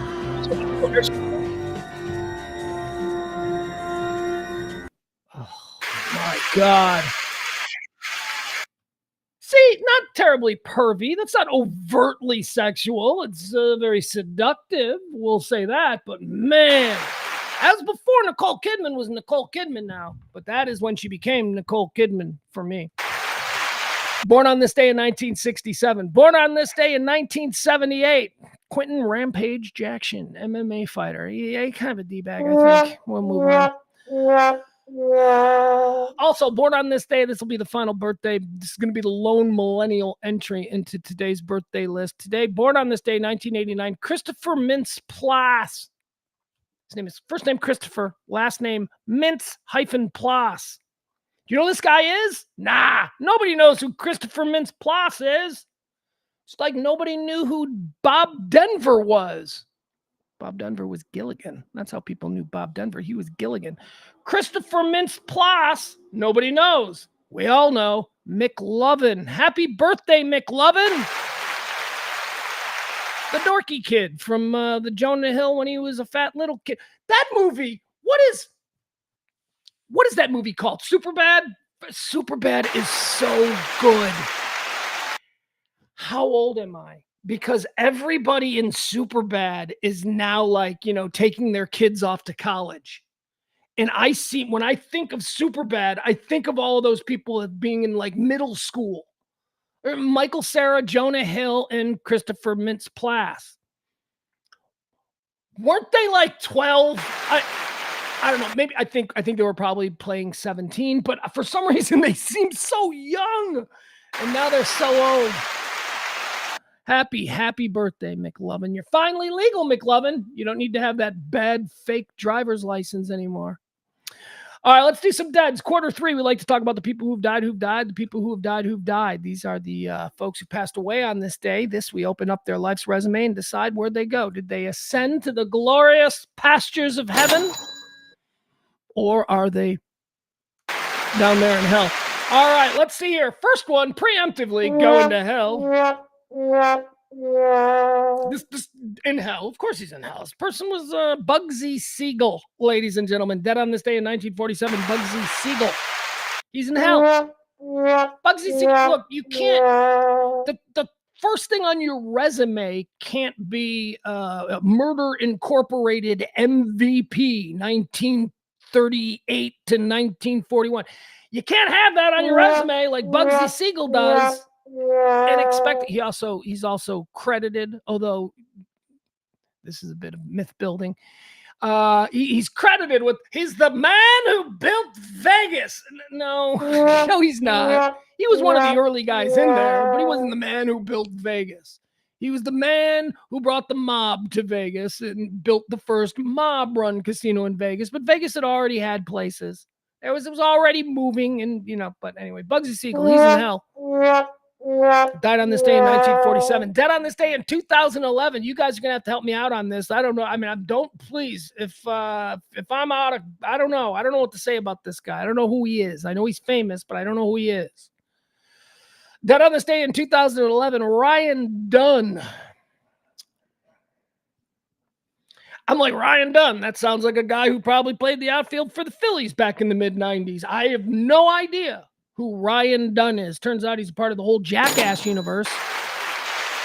It was on this day in 2011. Ryan Dunn was killed while drunk driving in his sports car. He killed himself and another dude while drunk driving in a sports car. And apparently, just before he went drunk driving in a sports car, killing that guy with him, just before he did that, he was like posted. What do we have back then? Frenzy? What did we have in 2011? Was that Facebook around? Yeah, it was. Facebook was around. Okay, so he was posting like him drinking at this bar with this guy, and then like an hour later they're dead. So hell, right? You can't tempt fate like that. You can't be that much of a jackhole. I don't care if you did make your money on a show called Jackass. Ryan Dunn, dead on this day in 2011. Dead on this day in 2012, Leroy Neiman. We're just gonna put him in hell too. This freaking guy, weird for weird's sake. That's who Leroy Neiman was. You remember this guy in the 1970s? He was an artist. He was an artist. He was like, we had that in the 70s because I guess we didn't have, influencers on Instagram. So instead, like artists were kind of famous. There were a couple well, of course, famously Warhol, but there were a number of other artists who were famous and they'd go on talk shows. Leroy Neiman was one of the big ones. He had a crazy mustache. He looked like, Wizzo from the Bozo Show. At least that's how I remember him, but what do I know? I was 8. And I guess he was the guy that did sports stuff. Leroy Neiman did a whole bunch of really cool iconic sports stuff. Like that's how he made his way in the art world. He decided while everybody else was trying to pander to like Upper East Side snobs and galleries, he was going to I'm going to just have Wilt Chamberlain roll naked on something and I'm going to sell it to a sports fan and that's basically what he did. Leroy Neiman made a career out of that. He's in hell. Art's a scam. Art is a scam. Art is also beautiful. Art is also a complete joke. Art is also the most serious thing in the world. Without art, people, without art, I'd be just fine. No, you wouldn't, because maybe we define art differently. Art is anything that is created from nothing, from an individual. There is nothing. This goddamn stream that I do every day is art. Now, maybe not in the context of great art, but it is art. It didn't exist. I created something and started blah, blah, and now it exists. That's art. I'm sorry. And that's such a wide thing that if you were to eliminate that, it's human creativity. It's the ability for humans to make, don't get me started. Yes, I understand that, there's a lot of bullshit art. Like, how much are they paying for that? But if somebody pays $20,000 for a white canvas, you know what I mean? We hear about these things that what the artist didn't even paint on this canvas. It's just an empty canvas. And it's sold for $20,000 at auction. What an interesting social statement the artist makes here by simply refusing to participate in the commercialization of his process. $20,000. Right? We all know that's bullshit. We all know that's a game. But as long as there are idiots with deep pockets, hey man, I encourage that game. But Leroy Neiman is still going to hell. So interesting. I would be so good at that. My best friend is an artist, and he's got a lot of art friends, and he's got a gallery in like the fanciest part of town here. And so there are occasionally things. You guys have no fucking idea how good I am with art stuff. Also, I don't know dick about art. Although most people would have no idea, because what I'm good at is talking shit. And here's what I understand about art. There are no rules. Just stay away. Like, never say anything that you know is wrong. Like stuff. This reminds me of the Impressionist period. No, stay away from that kind of thing. And if you're ever, asked your opinion on something of that nature, just say, I don't know. I'm more of an emotional critic. That's the good. I'm more of an emotional critic. I only experience art through how it makes me feel. I don't need to compare and contrast. As a matter of fact, I think that that's blasphemy. And consider somebody has made something and then another human has made something else. And now here you are sitting here. You're going to compare these two things. I mean, my God, is that what art's about? I'm good at these things. Seriously, I think I could probably make a lot of money as an art dealer because it's all bullshit. I got to lose weight, though. I'm too ugly. That's my problem. Too ugly. I got to be handsome. I got to be handsome, and I got to really perfect my British accent, because I think for my art dealer character, he should have an Irish accent, like a real, not English. I know I said English, but Irish. I think it's Irish because that's more exotic. Because people will be like, "Oh, where's your accent from?" And then I can show off. All right. Anyway, Leroy Neiman, you're in hell. Art's a scam, and I want in. All right, let's talk about all the things. Oh, first of all, let's once again thank our executive producer. We have a new executive producer today. It's Marcus. Thank you so much. Oh, warms my cockles whenever we get a new executive producer. Because it's the same people who've been supporting the show for 3 years, and I love you for it. But man, when I see a new one, I'm like, man, that is fucking great. I don't care if he never tips the show again and is never the executive producer again. I hope he's here. I hope he sticks around. Now bring a friend. Everybody bring a friend. We got to grow this show. I need more first-time tippers. God, that makes this worth it. Here's why it makes it worth it when I see new ones. because the same ones over and over, at some point, my gratitude turns to shame. And I start to feel bad that people are so supportive. So thank you so much to today's executive producer, Marcus. What a wonderful thing to see. If you want to be tomorrow's executive producer, we'd love to hear from you. Drop a little something in the Cash App or the Venmo. That's how this show runs. Been doing it this way for 3 years. All right, now is the part of the show where we're going to start talking about the headlines, hot topics, current events. Boy, oh boy, it's already an hour and a half in. I think we're going long again today, guys. Yep. I think we're going long. We haven't even started on the hot topics yet. And I've just been blabbing for an hour and a half.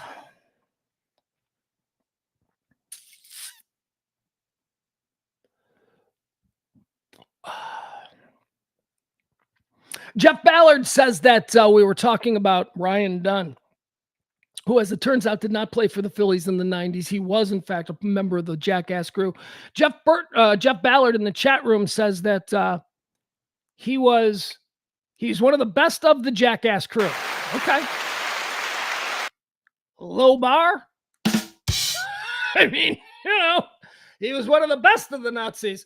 Of all the people who kidnapped me and held me hostage for 18 years away from my family, he was the best of them. All right, let's keep going. Wouldn't Johnny Knoxville the best of them? Like, is it? Oh, wait a second. How are we defining best? Like, is he the one that would be like, he'd put jumper cables on his nuts? Like, is that what you mean by best? Or if you had to have one of them for dinner? Like, if you had to have one of them for dinner, it'd be Johnny Knoxville, because I think he could probably behave himself. The rest of them, all bets are off. But if we're talking he's the best at Jackass, then I don't know. All right, let's talk about what's happening in the world today. Let's run through these things, huh? Because this is what you're here for. First and foremost, do we know? Okay, Supreme Court of the United States, big day for SCOTUS. There's a whole shit ton of things that they're supposed to be ruling on. We've been waiting all morning for it. CNN with their in their way. They've been like, any moment now, the Supreme Court is going to issue a whole bench. No, still nothing, right? Still nothing from the Supremes. Oh, wait a second. What is this? Hold on.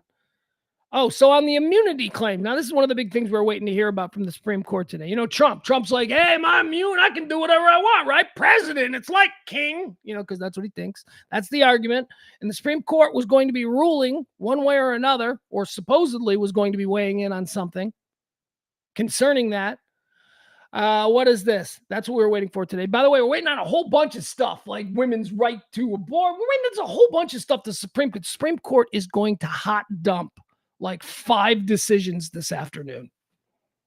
I don't know if they've happened yet. Harvard legal scholar says that the Supreme Court deliberately delayed the Trump immunity ruling. Oh, so there's been a delay.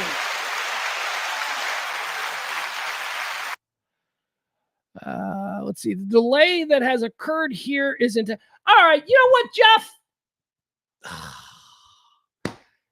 Jeff? Jeff Ballard in the chat room. You want to talk? Jeff Ballard talking smack. Apparently, Jeff Ballard, he's a millennial. I'm a Gen Xer. Apparently, Jeff Ballard, big fan of Jackass. Jeff has this to say. He says, just because you're a Gen Xer, don't take away from the show. It was huge for us millennials. I'm sure it was. I'm sure it was huge. But here's the thing that you don't understand.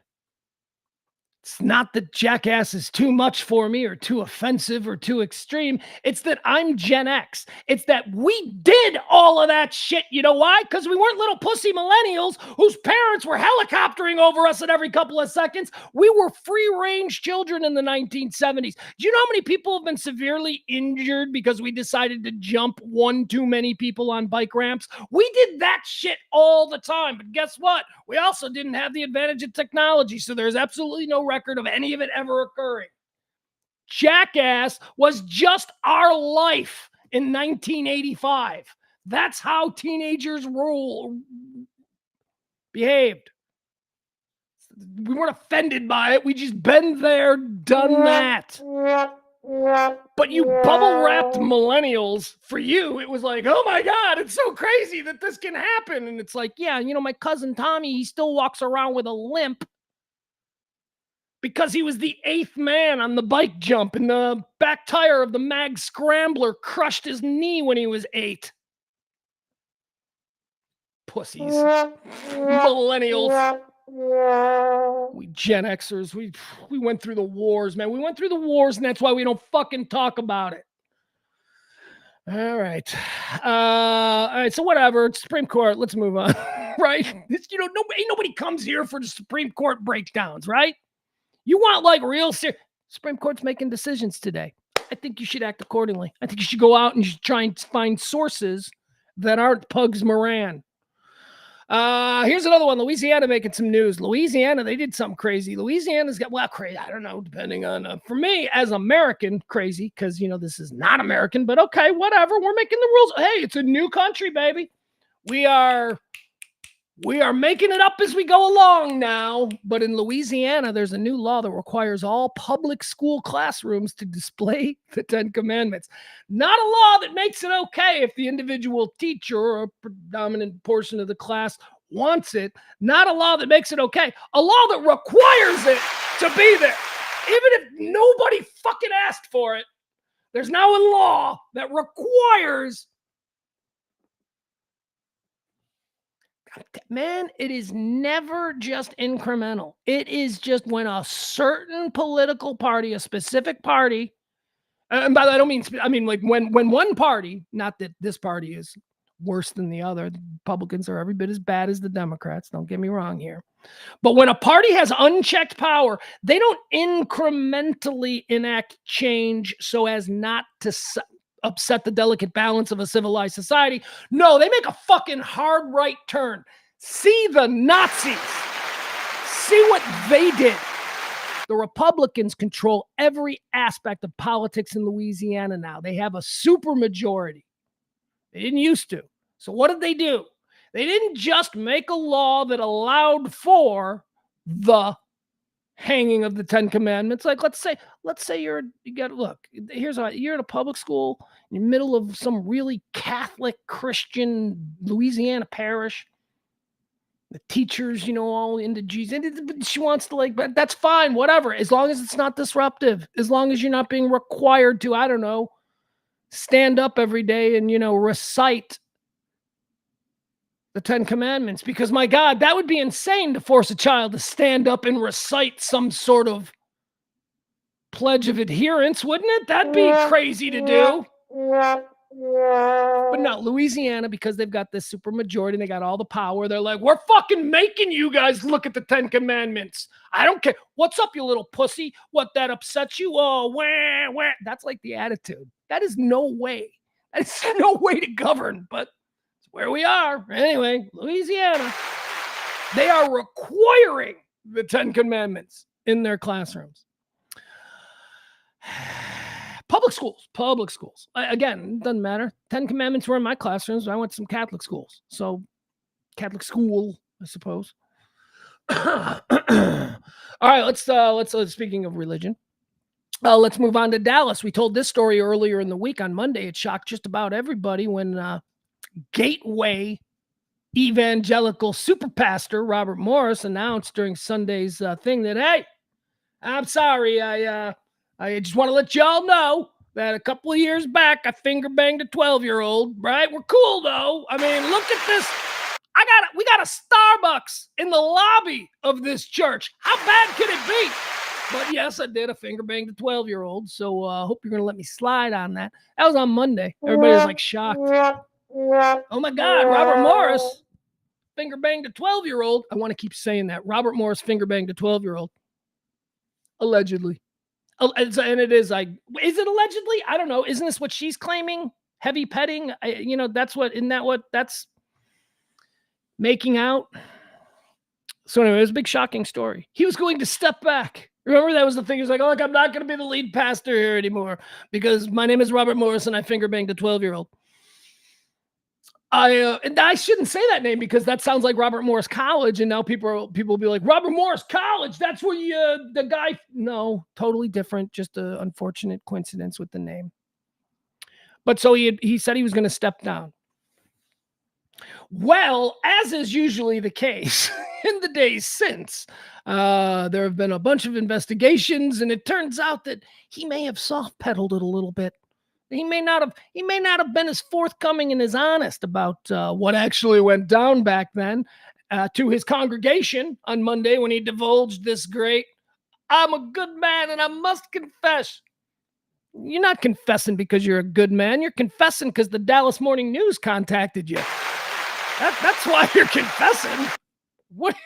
How stupid do you think we are? Oh, yeah, and then you look. 100,000 people a weekend his churches bring in. 100,000 people every weekend his church brings in. And this son of a bitch, there's a lot of dumb people out there. Texas mega church pastor. Okay, so now here. Now, remember, he was stepping back. He wasn't going to be taking this high-profile role and blah, blah, blah. Okay, well, it's been announced. He's out. He's gone. Texas mega church pastor has resigned. Now, he's now gone because apparently the girl is talking. What are you going to do? Anyway, Robert Morris, guy who allegedly received hand joy from a 12-year-old. Or no. Wait. That's one of the, is that one of the new allegations? Allegedly. We don't know. This woman, she might just be completely making up this series of events that occurred to her when she was 12 years old and this 20-something-year-old Bible student was staying with her family. Moving on. Here's an interesting conversation that has sort of popped up on Twitter today, and it concerns a story in The Hill, which is going viral. And it concerns selective service, the draft. Now, when you're 18 in this country, you have to go down to the post office and you have to register for selective service. And the programming tells us that if you don't do that, they're going to come and get you and they're going to put you in jail. You can't dodge the draft. Oh, shut up. I guess something that I never realized was it's just boys. That's like, is that something that maybe it's something that I just understood to be, well, why would it be girls? Because girls are little daffodils. Because I would have had to have registered in 1987. And I say I would have had to have registered because remember, it was like, you're 18, you got to go register for the draft now. If you're not, they're going to come and they're going to lock you up and you'll never be able to get a job and you'll spend time in. And remember, that's the programming. I never fucking registered for the draft. Never. It's been 40 years. Nobody ever came looking for me. I never went down to selective service. It's all a construct. It's all a construct. It's all a construct filled with programming. Think for yourself, people. Am I really going to jail for not? Wait a second. My understanding of America is that this isn't really a country that's going to throw somebody in jail for simply not filing appropriate paperwork. But hey, I could be wrong. So that was my thought. But also, my thought was, I don't want to go down there and do that. That's probably, I'd love to say I had some moral and patriotic reason for never filling out the paperwork and registering for the draft on my 18th birthday. But if truth is what we're after here, it was probably just, I don't know. I forgot. Oh, yeah, I got to go down there. I don't go down there. They're going to wait in line. It's hot. It's hot. Because I would have turned 18 in July. Ugh. Never did it. Never did it. Come get me, Uncle Sam. You don't want me anyway. I'm an old broken man now. Selective service. So anyway, the big story about the draft now is that apparently a bunch of Dems, this is such a weird issue. Like I thought, first of all, I guess I hadn't really thought about selective service since I was 18 and my mom's like, did you register for the draft yet? And I'm like, yeah, sure did. Don't worry about it. Go back to doing whatever you're doing. Haven't even thought about it since then. I think if you had stopped me on the street yesterday and asked me, when you're 18 and you have to, do both men and women have to register for the draft at 18? If you had asked me that yesterday on the street, stopped me, I'd go, well, yeah. Absolutely. Women, our military is integrated genderly, and women, yeah. And then my second question would be, you still have to register for the draft? That's still a thing. I would have bet money that went away in like the 90s. That we're going with the full volunteer army. But today there was a firestorm brewing in our Congress because these people will find anything but the important stuff to argue about. Firestorm erupts over requiring women to sign up for the military draft. My God, did you know that women weren't required? It's still just dudes, still just boys. Still just boys. Shouldn't be anybody. We shouldn't have a draft. We should have a draft when we need a draft. That's all I'm saying. I don't think we should just be requiring 18-year-old boys just because we might need them to fill out some paper. There's other ways. We know, by the way, now everything's computerized. Everything's digified. We could find it. If we had to raise an army through a draft, come on, man. Just recruit AT&T and T-Mobile. They'll do the recruiting for us. They'll send out some texts. But the talk is about let's in this new bill, this new army bill, let's just write a sentence that says that girls now have to, register for the draft too, which again is something I just kind of assumed might have already been the case. But simply inserting that is now causing all kinds of problems. And it's not legitimate. Like, I don't fucking care. Whatever. Dude, the army is all people who can operate drones now. What do we care? Why is this a thing? Because you got dudes, like, there's the alpha wing of conservative maleism. That's all there. I want to go back to 1950 when my wife doesn't work. No, you don't. You want your wife to work. That money goes a long way. You like that your wife works. Stop it. But, there's that alpha thing. Women are just little daffodils. Well, that's kind of the pushback to this, which I guess is expected. And I guess I also understand it if it was 1975 and we were looking to raise an army for a jungle war in Southeast Asia, but that ain't what it is anymore, okay? We're not raising infantry in the military. Hell, we're all going to have drones and robots in the next war anyway, so what are we worried about a draft? But never let reality stop a good culture war argument from breaking out in the Congress, and that's what we got here. Senate Democrats. Why? Because the Senate Democrats have no idea how fucking stupid this is. The Senate Democrats are like, let's just add the sentence "and girls." Because girls are just like boys, because we're Democrats, and that's what we believe, right, everybody? Meanwhile, every chick in America is going, what the fuck, man? Just give us our right to choice back, and, then do what you want with us in the military. Democrats. And the conservatives are all like, oh, what do you mean? They're precious little daffodils. They can't be in there. Oh, shut up. Women have been in the military for a long time. I've never been in. Who's a precious little daffodil who should never be in the fucking military? Me. Let me tell you something. You're just across the board going to draft men, all men. Have you taken a look at the crop of men that we have in this country? They're almost all like me. Dude, if you are going to war against, I don't know, let's say China or Russia, right? And there's like a frontline fight about to start, and you need guys who are just going to like get into it and be warriors. Who the fuck do you think would be better for our team? Me or Brittany Griner? Brittany Griner would kick some ass. Me or Caitlin Clark? Caitlin Clark is a far better athlete than me. Well, it's not athletic, it's war. Now it's running and jumping, and, I'm a fat guy, and I'd get shot right away. Caitlin Clark would roll and jump and stop it. Just like on principle, men are just all more manly than women. Half the women I see out there are more manly than half the men I see. So stop it. Ugh. Like, all men are alphas. No, we're not. You know how many men are alphas? Like 2%. 2% of men are alphas. 98% are just scared little bitches who are either pretending, posing, or performing. All right. Women. Let's make the women. This is the argument we're going to have in Congress. Whether or not we should add that sentence. Trump likes Milwaukee again. Last week, Trump freeballing it. And when Trump freeballs on stage is when he goes off script and he's like, hey, man, the Trump we all like.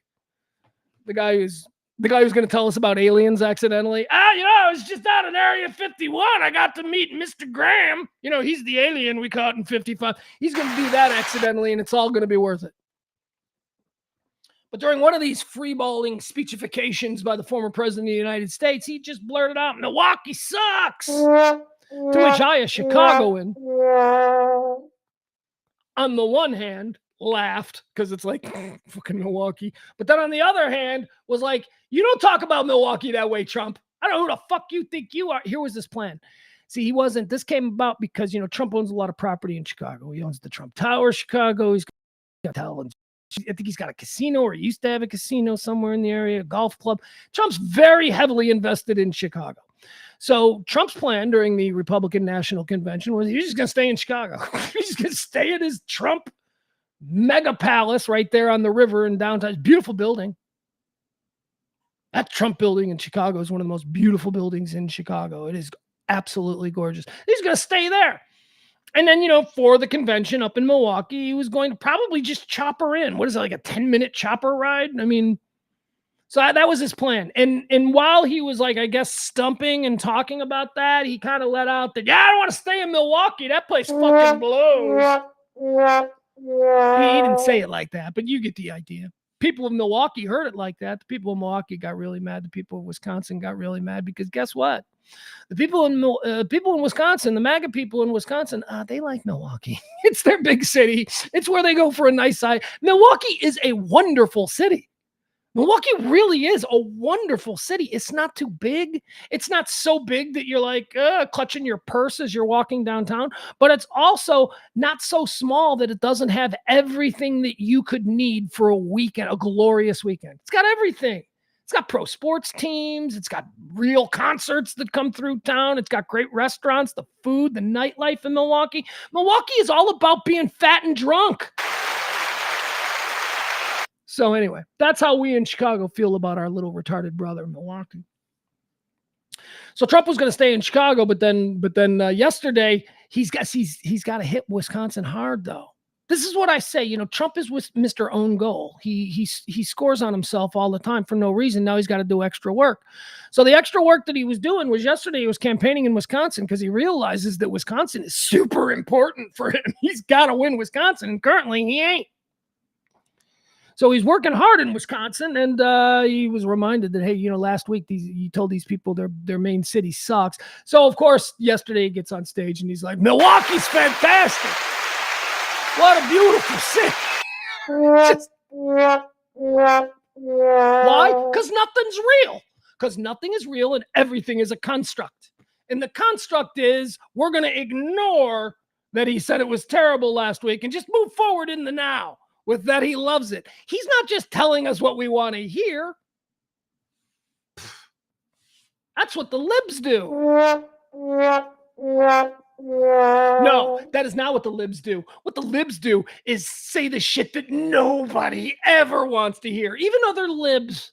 That's the problem. Republicans will tell you whatever you want to hear in this moment. Whatever I can give you to get your vote, I'm going to tell you, I agree. That's what they're going to be. The liberals are going to, at the dinner party, go, well, I think we need to look into whether or not pedophilia is really all that bad. That's the kind of shit they say. Don't you ever feel bad for somebody who's stricken with the illness of pedophilia, where it's like, it's not really their fault. It's just, I think we need to have compassion for the people who rape children. Oh, shut up. See, that's the fucking shit that the libs do. Ugh. But it ain't like the right is better. the right is just flat out lying to you. Yeah, Milwaukee sucks. What's that? Love Milwaukee. This is the world we live in. This is why we don't do politics on this show, because it's all garbage. All right, folks, what do you say we do another edition of Today in Rich People News? From time to time, I like to tell you how the rich people among us are doing, because let me tell you, oh boy, it don't matter if you're Donald Trump or Joe Biden. The rich people of this country, they just keep on keeping on. Let's talk a little bit about the S&P. The S&P is not the Dow Jones. We celebrated a major, major milestone for the Dow Jones a couple of weeks back when they crossed over 40,000. Hooray! Oh my God, the stock market people are richer than they've ever been. They've crossed a plateau. Not a plateau. They've crossed the line. So now let's talk about the S&P, which is not the Dow Jones. Ladies and gentlemen, the S&P topped 5,500 for the very first time. Oh, that's not the Dow Jones. That's the other rich people thing. And they're not struggling over there. So there you go. Dow Jones and the S&P bigger than they've ever been. Now the S&P, that's all because of the news I gave you yesterday concerning the world's new number one publicly traded corporation, which is NVIDIA. NVIDIA is driving the huge rally that's going on with the S&P. Although as I look at the number right now for the S&P, it looks like they're down today. Looks like they're now down. They were not down. They were up. They'd crossed the line. Anyway, that's today in rich people news. More good news for rich people. Let's see. What else do we have here? Okay, here's a messed up story. We've got pictures, though, because seriously, this story, I think, needs pictures. And this comes out of the AP. So, I didn't even pull this off of, the London Sun, some crazy tabloid. This comes from a fairly legitimate source. And I read it. No, the AP is legitimate. I'm sorry. I'm not going to play that game where every media is bad. No, you pick and choose, and you have to be smart about what you're looking at, and the AP is pretty good. If you want news, the AP is pretty good. All right, here, this. I want to show you this, and then I'll present you with this dilemma. Just give me a second here. So you're married, you're happy, everything's great. You're aging, getting a little bit older. You're going to nestle in, and you're going to live you're getting old with this person. All right. But you've been happy. And then out of nowhere, the person you're married to tells you that they are transitioning. Yeah. This is something that's happening in the world. Something that's happening. I think it's mostly happening with women. I think it's happening to women mostly. Here in this case, this is an example of it. So women are learning that their husbands are suddenly transitioning. Some, I guess this is a deal breaker for some. Don't know how it couldn't be, but enlighten me. I don't walk in your shoes. Maybe for others, it's not a deal breaker. Like this case, this couple here that we're looking at. These people, they're going through a transition in their relationship. Can a marriage survive a gender transition? The AP asks. Yes, and it can even thrive. How these couples make it work. Okay, well, good. First of all, good for them. I'm mocking it because it seems very exploitative. Oh, wait a second. There you go.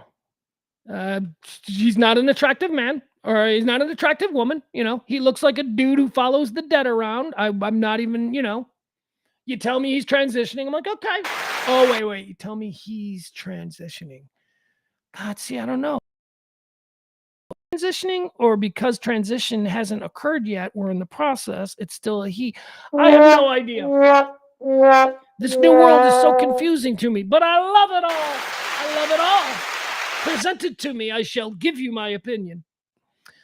All right, let's look at these two. Who are we looking at? Marissa Lassoff Santos and the person she would marry quickly fell head over heels in love.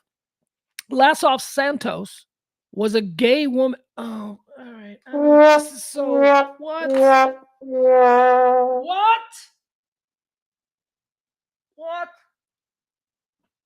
All right, look, hey, this is not the way I live my life, but this is the way people do, and freedom being what freedom is. No problem. Lassoff Santos was a gay woman. Her girlfriend was a bisexual woman, or so they thought. Now, her partner has become her husband. I'm out. Never mind. I just can't. It's lovely for them. It is people finding love and being nice to each other in any form is all right by me. It's better than people, just screaming at each other. Okay. But I can't. I can't with that. Those are just people, look, I wouldn't spend time hanging out in a Packer fan chat room either, okay? There are just certain people that I don't have much in common with, and I'm like, okay, I'm going to move on. These is an examples of thems. Hey, alert, everybody, alert. Just so you're on point. Everybody be on point. Are you guys paying attention? Are you guys on point? Because I'm seeing this now. Are you on point? It's everywhere. It started trending yesterday, and now it's trending now. Are you guys ready for this? Is everybody listening up? This is so important. Last weekend was the busiest travel day in the history. Oh my God! It's travel again. You know how I ranted on this the other day? Was it Memorial Day weekend? Where they were like, it's the busiest travel day in the history of American travel. And I went, they say this every time. There is going to be a news story about it being the busiest travel day every single month now. Something's going to happen every month where the previous record is going to fall because for some reason more people are traveling. So that's what's going on. The last 10 days of travel apparently have been the busiest 10 days in the history of the United States. And they expect that to break again over 4th of July weekend. 4th of July weekend will then be the new busy travel day. And then Labor Day weekend will be the busiest travel day. And then Thanksgiving next year will be the busiest. And then Christmas of next year will be, New Year's will be the busiest.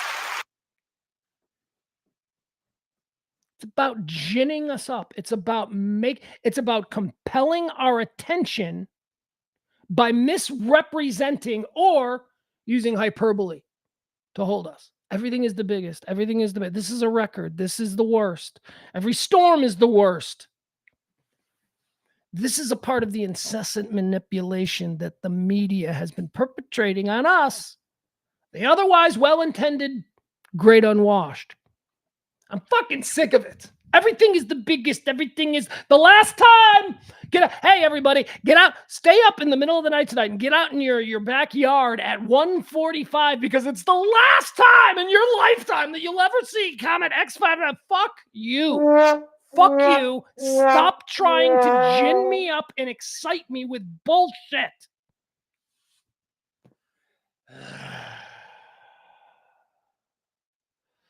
Barney says the heat dome is going to kill us all. Yeah, you're damn right it is. The heat dome is going to kill us all. Something's going to kill us all. Everything's going to kill us. Everything causes cancer. Everything's going to kill you. Everything causes heart disease. Everything. These are not legitimate statements of fact or truth. They are simply the machinations of a purely evil marketing department who has come up with these buzzwords and phrases in order to just keep our attention held hostage. It's garbage. It's nonsense. And we are all immune to it. And I beg us, stop being immune to it. Breaking news. Yeah, that's the other one. It's another example of it. Oh, there's so many examples of it. Everything on CNN is breaking news. They break news stories for 3 days straight. That's not breaking anymore. You were running the breaking news thing when it first happened 3 days ago, but you're still running the break. It's not breaking. It's developing now. That's one of my pet peeves. They don't know the difference between breaking and developing stories. Breaking news. Also, the only time I pay attention to a CNN, like if there's CNN TV, CNN's always on a TV in some room somewhere where I am, because if the aliens come, I'm gonna want to see. Anyway. So if at the top of if my attention is caught by CNN breaking news, if my attention is caught by that, the first thing that I do is I look at the time. Because if it's like the time is now, if CNN is doing breaking news 1:59, then I know that it's bullshit. Because, oh, really, isn't that great for you? Or breaking news at 2 p.m. Oh, isn't that great for you? Oh, how convenient that news broke exactly at the top of the hour for you guys. Coming out of a commercial break, no less. News used to break into commercials. They don't do that anymore. They would never do that anymore with breaking news. No way. All right, this is fun. We're watching CNN behind us. It is top of the hour. I don't think there's anything really big that has happened. Will they come out of this commercial break with breaking news? And then I'll be like, oh, it's 2:00. Disregard. Disregard anything that they're breaking at top of the hour or bottom of the hour. Is bullshit. It's not really breaking. Now, if it's like, 11:38 a.m. and all of a sudden it's breaking news, that's probably the first time that they're doing it. Hold on, here we go. Let's see, it's 2:00. Let's see if we come out of this break. You know what? It's an app on a smart TV. So what that probably means is that the delay is like 3 minutes. So they won't come. We won't see the top of the hour for a few minutes. They're probably there. They got a couple minutes of commercial break. Still hearing this. Oh, they'll watch them come right back. Please pay off with a bullshit breaking news at the top of the hour just to keep us. Okay, here we go. CNN is in a commercial break. CNN will resume momentarily. Here we go. Give me breaking news. Oh, you son of a bitch. Smart TV. There you go. After all of that, the smart TV buffered right at the time. I don't think they came back with breaking news anyway. Busiest travel day of the year, the last 10 days, and it's going to be even worse. Come up on 4th of July. Busiest. Everything's got to be the top. RFK Jr. is in the news. Speaking of not being the top, speaking of being a bottom, RFK's in the news because it's official. He has not qualified for the CNN debate 1 week ago tonight. The debate between Donald Trump and Joe Biden for the presidency of the United States. Is that breaking news? Did they just do? Oh, that's a commercial. They just came back from a commercial. Well, I don't know. Okay. RFK Jr. did not qualify. He will not be on stage. You know who else won't be on stage at the debate in a week? Donald Trump. He ain't showing up either. Why am I the only person saying this? There's no reason for him to show up. They should have allowed RFK. Here's what they should have done. They need somebody there. Biden's going to show up because of course he is, because he's going to do he's the thing about us Democrats is we do everything that's expected of us, at least as far as, it appears in public. We don't swear, we don't say mean things, and we show up for our appointments when he's going to do that whole bullshit. Trump's going to be like, Trump might be on the way to it. And then in the back of the car go, you know what? Fuck these people. Yeah, he's a wild card. We don't know. They should have RFK, in case of emergency, break RFK glass. But he didn't qualify. He is not going to be at the debate. All right, what else do we have here? Let's see. News. Travis Scott. Travis Scott, he of the Astro World tragedy. Travis Scott, hip-hop guy. Don't know anything about Travis Scott. My son does. Turns out my son likes Travis Scott. I think. He's at that age where, if I got that wrong, that would really upset him. Like if I got that wrong and I publicly said that my son is a Travis Scott fan and he's not a Travis Scott fan at 15, that's like a big thing on your brand. Dude, what the hell, Dad? I am not a Travis Scott fan. I'll probably get that response. I'll be like, I'm sorry. It'd be like if in 1985, when I was 16, if my mom, I was overheard telling somebody, my son really loves that air supply. I'd be really angry. What? Mom, why are you telling people I like air? I don't know, because I don't know who Travis Scott is. I think my kid likes him. Not sure. Travis Scott got himself arrested down there in Miami. Why? Because he's just doing, he's 30-something years old. He's a young kid, and that is a young kid for me, although I suppose 32 it says here. Although I suppose 32 is when you should start growing up a little bit. Travis Scott has been arrested in Miami. Why? Because he started a fight on a yacht. Man, that's how you do it. That's how you do it. What do you want it to say on your police report? That you started a fight, you're charged with assault, and it occurred at a Waffle House? Or on the police report, you started a fight, you were involved in an assault, and it happened on a yacht? I want it to be on a yacht, not a Waffle House, not the parking lot of a strip club outside Atlanta. Musician Travis Scott was arrested and booked into Miami-Dade County Jail early Thursday morning on charges of trespassing after being given a warning. He was also charged with disorderly intoxication. Scott, whose legal name is Jacques Berman Webster, excuse me, he's a hip-hop artist with hits like Sicko Mode and I don't know what I don't. It's not a real word. The song is it's F-E, and then the next letter after E is an exclamation point, and then an N. What is that? I'm not that old. I'm not that old. Did they invent a new fucking alphabet? I don't know what that is. F-E exclamation point N. Not a clue. See, I'm more mad about that than I am about some dude transitioning 20 years into a marriage. This shit bothers me. Travis Scott, that's not a word. Anyway, F-E exclamation point N. That's one of his hits.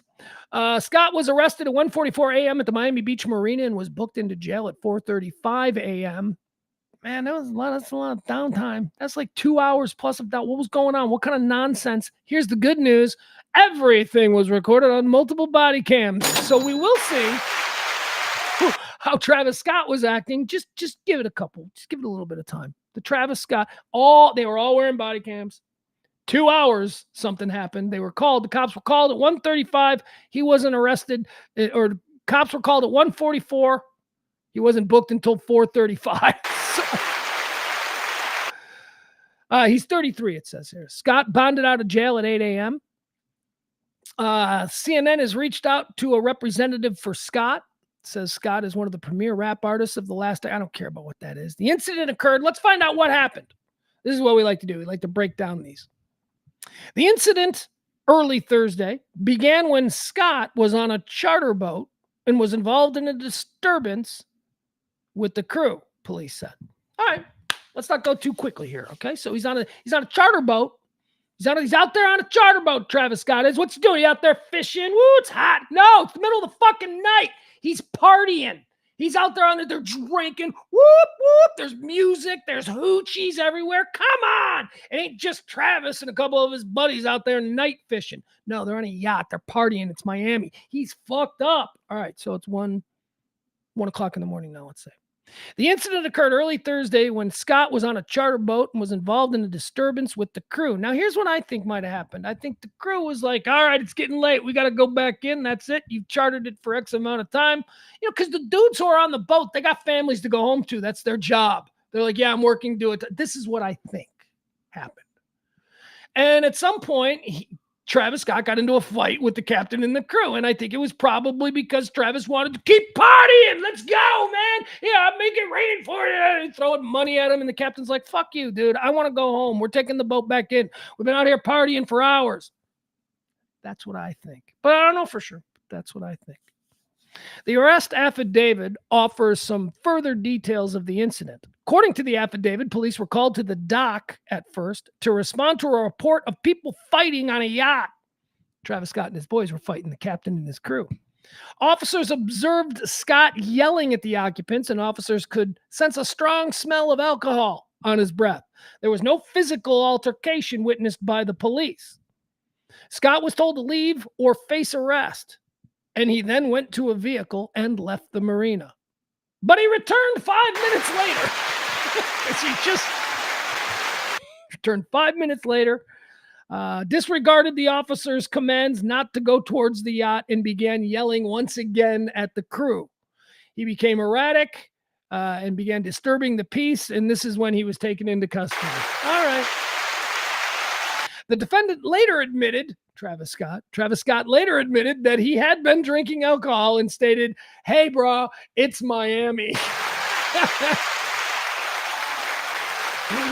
The affidavit further notes that 10 officers on the scene used body-worn cameras. So we are going to get the video. You're going to get to see Travis Scott, what he's screaming, how he's acting. Woo, man. Police body cam video has allowed us to see celebrities in their absolute worst moment. Like when, you ever seen that video of Antonio Brown? Although he's had a lot of worst moments, but you ever seen the video of when his like baby mama comes over to pick up a kid or drop a kid off, and he doesn't want that, and so Antonio Brown goes nuts. He's like, yeah, and the police show up, and he's like talking shit to the. Oh my God, that's a great one. Also, isn't Reese Witherspoon's DUI? Oh, isn't Reese Witherspoon adorable? Don't you just love Reese Witherspoon? Isn't she the best? She's a cunt. I tell you about, excuse me. I know, look, those of you just joining us, I shouldn't say that word.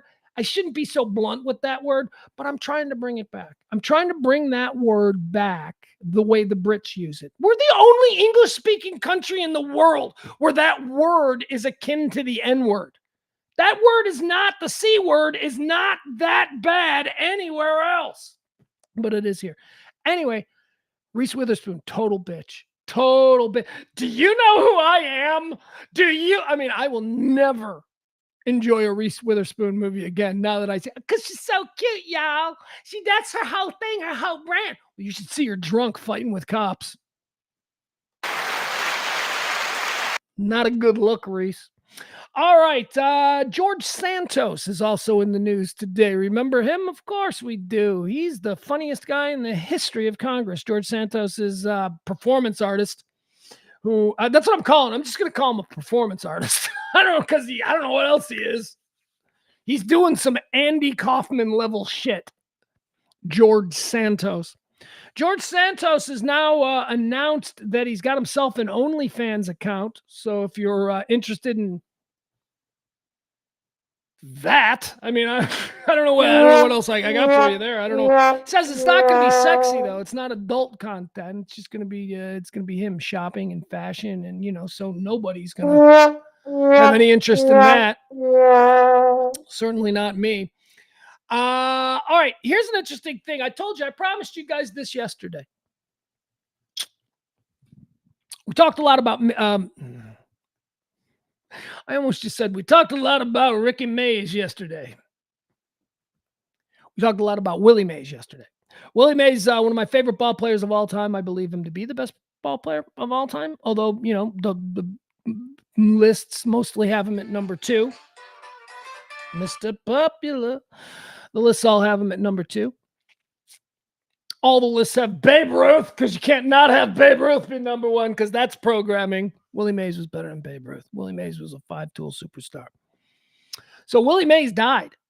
And not only in my estimation was he is the greatest baseball player of all time, but he was the greatest living baseball player. So there's a vacuum. So Willie Mays is gone. And we started messing around. We started thinking outside of the box yesterday. We said, who's left? So who would be the greatest? And I was doing a little bit of research on that, as I promised I would. I said, look, folks, I go after the show today. I'm going to spend a little time. I'm going to have an opinion. The next time we get together, I will have an opinion on who is the greatest living Major League Baseball player now that Willie Mays is gone. Well, it just so happens that great minds think alike, and some idiot ones do as well, because Bob Ryan, who is a sports writer, who I'm not necessarily a great fan of, but Bob Ryan, he posed that question. He did a little research, and he asked, now with Willie Mays gone, who is the greatest living baseball player? And what does this mean? Like we're not talking about the oldest living baseball player, right? It's not about the old. It's of everybody who has played Major League Baseball who is still alive, who's the best. And until yesterday, that was Willie Mays. And I'm like, well, who is it now? Because there are so many incredible, great guys. And I went through a list. I had the ESPN and the Sporting News lists of the 100 greatest baseball players in history. And we went through it a little bit yesterday. Just about everybody's dead. Like everybody in the top 15 seems to be dead, with the exception of Mike Trout. And we can't make Mike Trout the greatest baseball player of all time, because until recently, he wasn't even the greatest player on his team. I mean, as great as Mike Trout was, he still played on a team with Ohtani. So, I mean, and is Ohtani the greatest baseball player of all time? He's the best player in the game, I think, now. And I think that there's a very good case to be made if he can put a couple more years together as being both a starting pitcher, dominant starting pitcher, and a 30 home run a year guy, then yeah, he will without question be the greatest baseball player of all time. Shohei Ohtani. But, he's still playing. And I don't think we can include people who are still playing. I think we should be fair, and we should just talk about the retired guys. So what is the list? So who are the retired guys now who can vie for the title of greatest living Major League Baseball player? The first one that I thought of Well, actually, the first couple that I thought of, I had to eliminate because I decided that we weren't going to include pitchers.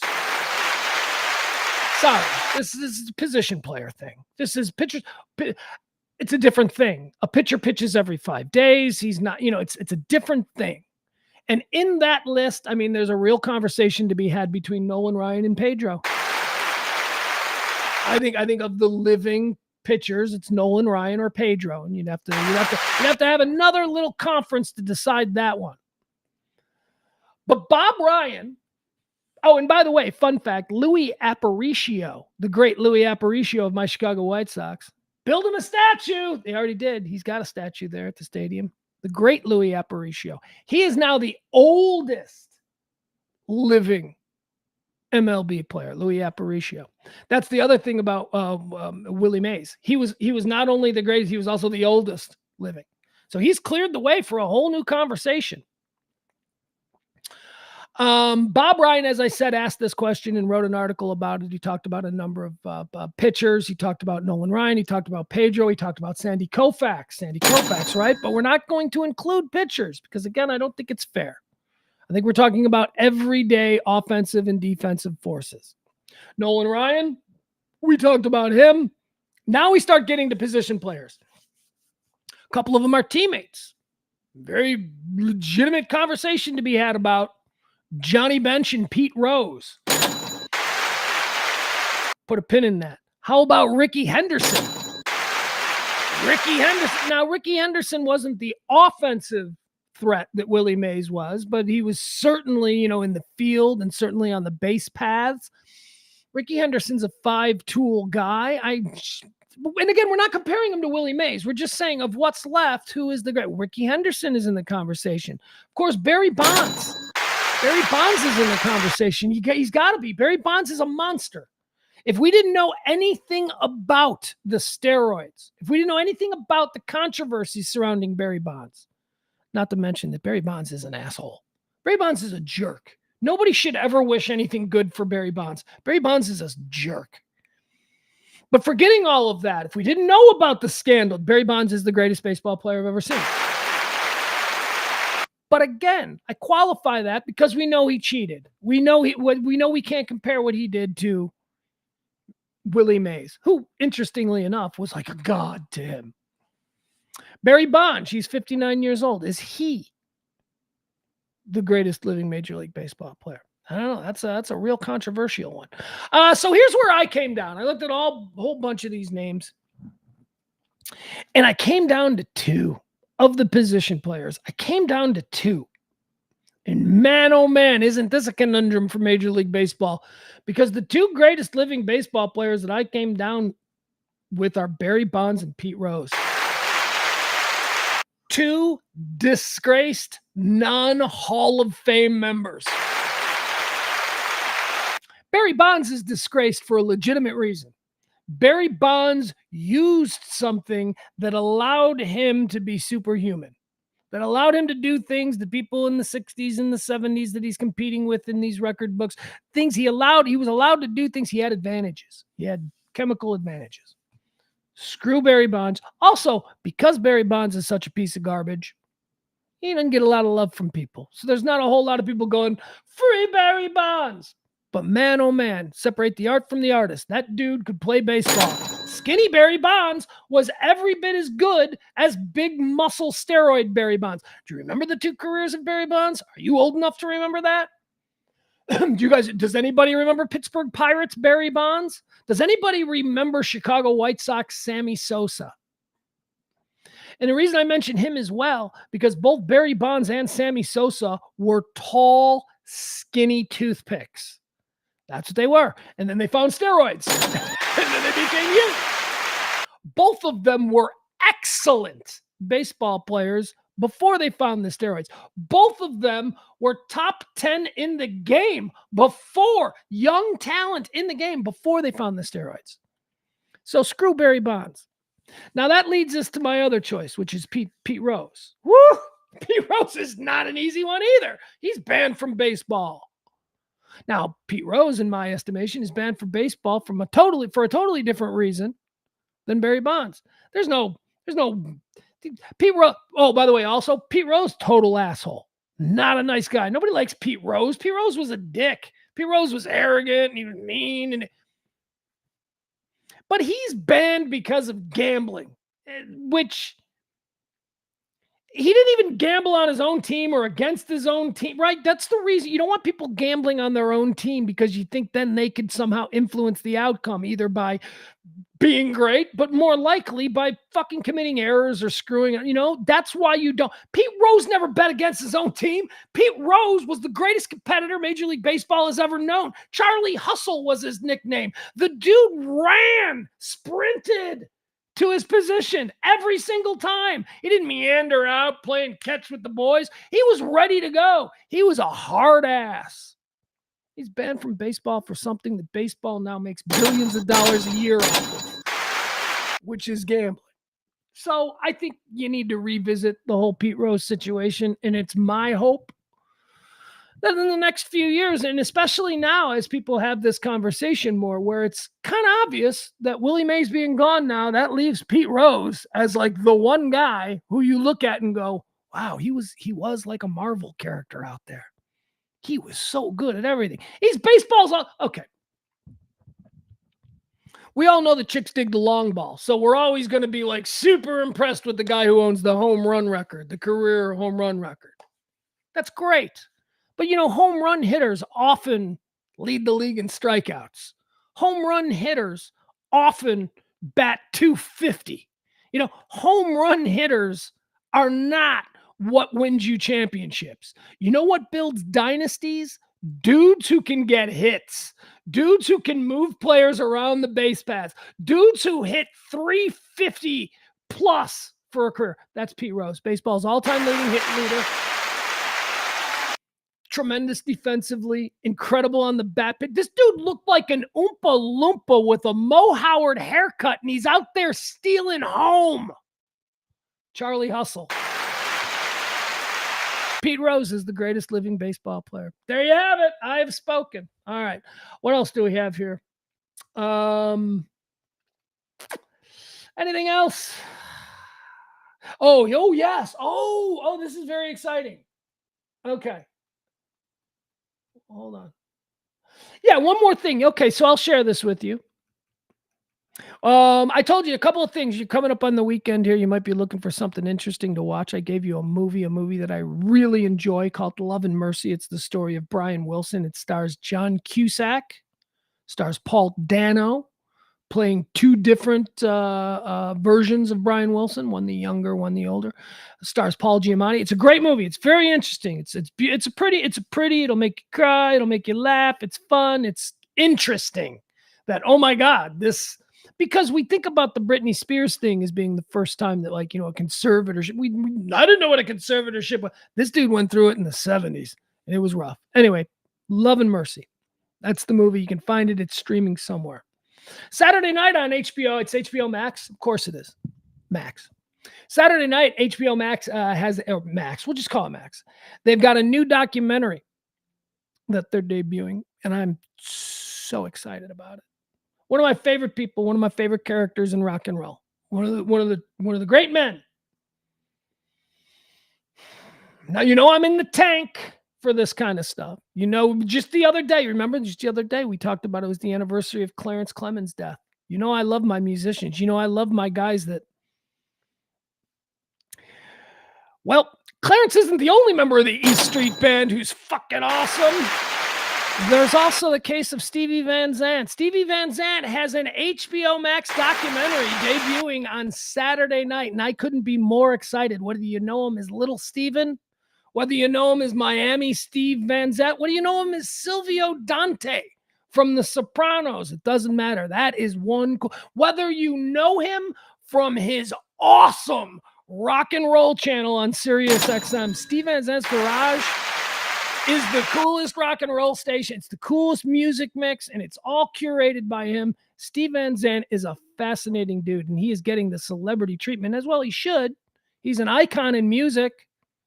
He's getting the treatment with his own big full-length documentary on Max. What's it called? Disciple? I believe that's what it's called. Let's watch the trailer, shall we? Let's learn a little bit. This is something fun that I'm going to, you'll know that I'll be watching this on Saturday night. Steve Van Zandt, of course, lead guitar player of Bruce Springsteen's East Street Band, one of my favorite people, also portrayed the role of Silvio Dante in The Sopranos for about 15 years or so. I don't know. How long was The Sopranos on? Here it is. This is the trailer for the new HBO documentary on HBO Max, Steve Van Zandt, Disciple. When you're overseas, people don't look at you like a guitar player or a cab driver. You're an American. I never thought of myself as an American. I'm from New Jersey. Stop the world for a minute. He was a great performer, great songwriter, great producer. I love his enthusiasm and encyclopedic knowledge of music.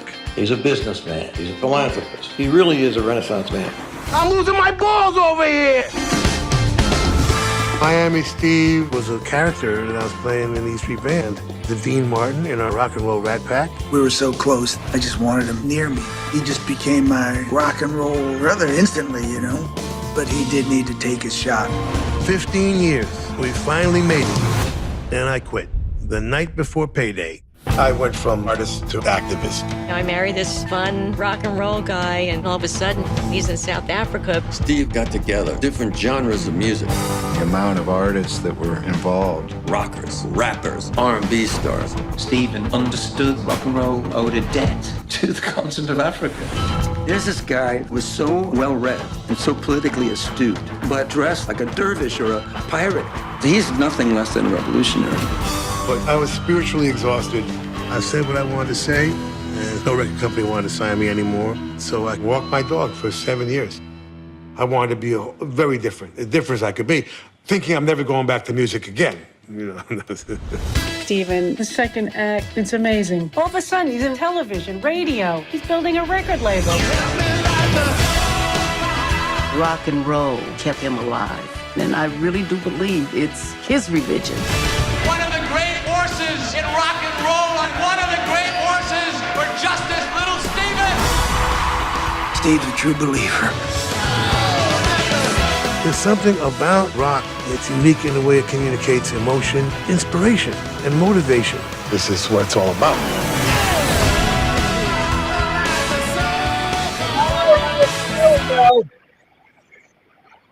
There we go. Very exciting. That's going to be my Saturday night, watching the new Steve Van Zandt documentary. Silvio, man, I'm sorry. It's okay. So everybody knows that I'm a big East Street Band fan. So I know the first time I didn't know that Steve Van Zandt was going to be in The Sopranos. I didn't know. I was a huge Springsteen fan, and I also love mafia stuff. And I remember watching the first episode of The Sopranos, all the way back then, was it 98, 97? And then seeing Steve Van Zandt, I'm like, what? He's not an actor. What is going on here? And there was no Wikipedia, there probably no Google back then. I didn't know what to do. I just sat there and I watched this guy who I had only thought of as the pirate-looking dude who Bruce likes, who plays lead guitar in the East Street Band. That's all I ever thought of him as. Also the Sun City guy. Ain't gonna play Sun City. Remember that? That's a big thing that he did. That's who I thought he was. And now he's playing this like Goomba. He's like, and then you watch it and you're like, can he act? Is this just because he's never acted before? Can he do this? And then you watch The Sopranos and you're like, holy fuck, can he act? Yeah. That character of Silvio Dante was fascinating. I don't know why I did that. He was fascinating.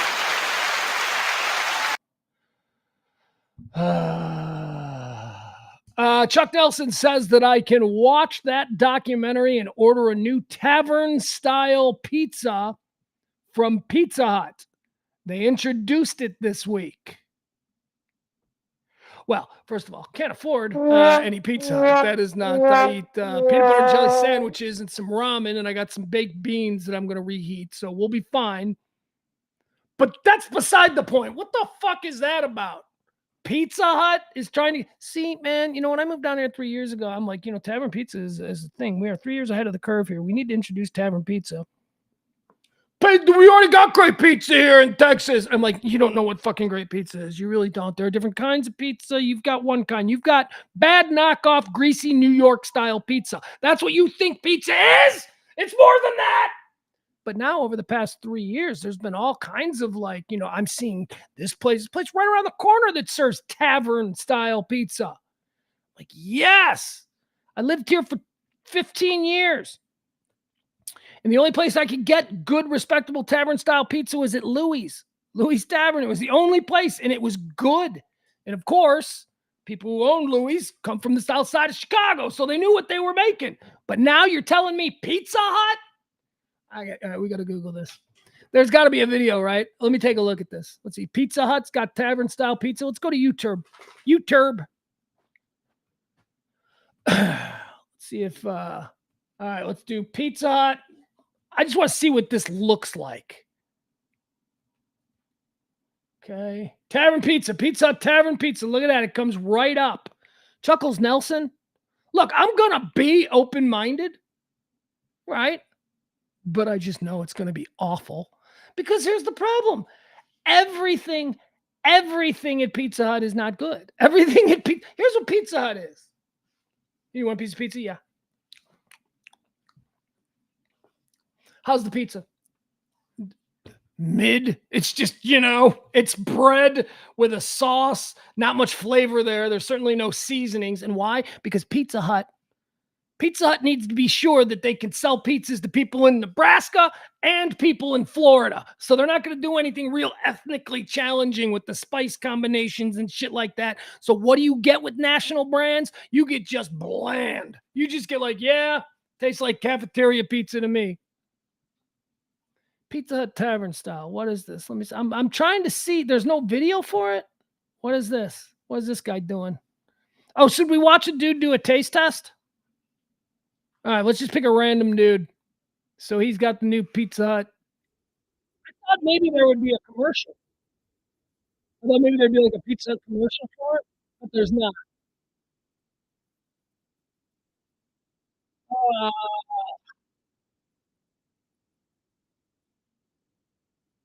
right, let's see what this guy's getting into. We're going to watch some other YouTuber. He's going to try this. This is the new Pizza Hut tavern style pizza that I just found out about from Chuck Nelson. I am the pizza snob, but I'm going to be open-minded. It might be good. But again, I want to state nothing at Pizza Hut is good. Nothing at Pizza Hut is good. Everything, want to know what everything at Pizza Hut is? Fine. Everything's fine. Nothing at Sparrow is good. Everything at Sparrow is fine. I mean, if I'm hungry, if I got hunger pains, yeah, I'll eat that. That'll sit in my gut. Nothing is good though. It's not good. It's not like, oh my God, that pizza is so good. Unless you've never had good pizza, then your bar is lower. Then you're like, yeah. This place here in Dallas, what's the place? Everybody says, oh, it's like the Cadillac of Dallas pizza. What is it? Campese's? Are you fucking kidding me? That is like the worst pizza that I've ever had growing up. Like that, they tried to sell that shit where I came from. People would be like, that place sucks. I'd be like, yeah. And in Dallas, it's like Campese's is special occasion pizza. It's good. No, it's not. It's fine. That's what it is. It's fine. Don't overhype it. So anyway, let's watch this guy. This guy says he's gonna try the new tavern style pizza. All right, from Pizza Hut. I might have to try it. Dirty diaper in the parking lot to get into my local Pizza Hut. I thought, it doesn't matter. It's okay.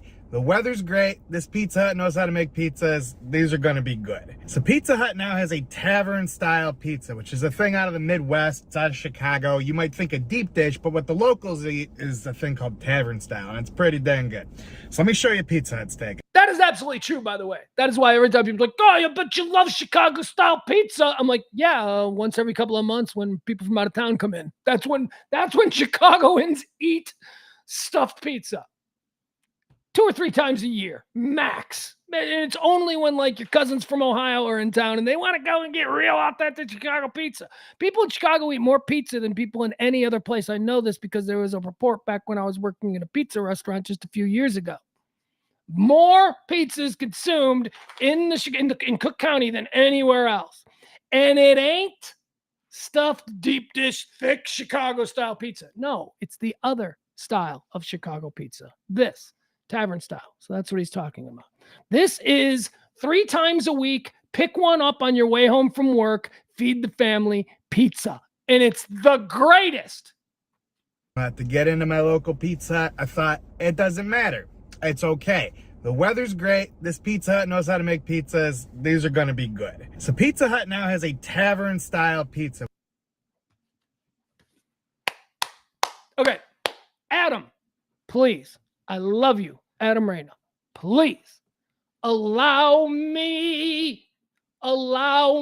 to guide you. Adam is going to Chicago and is but allow me, Adam, to direct you where you need to go for food. Adam just said, can't wait to go to Gino's when I go to Chicago. Gino's is garbage. Gino's is awful. Oh my God, do I hate Gino's? I hate Gino's. I hate Gino's West. Gino's does something that nobody else in Chicago does. They have a sausage loaf.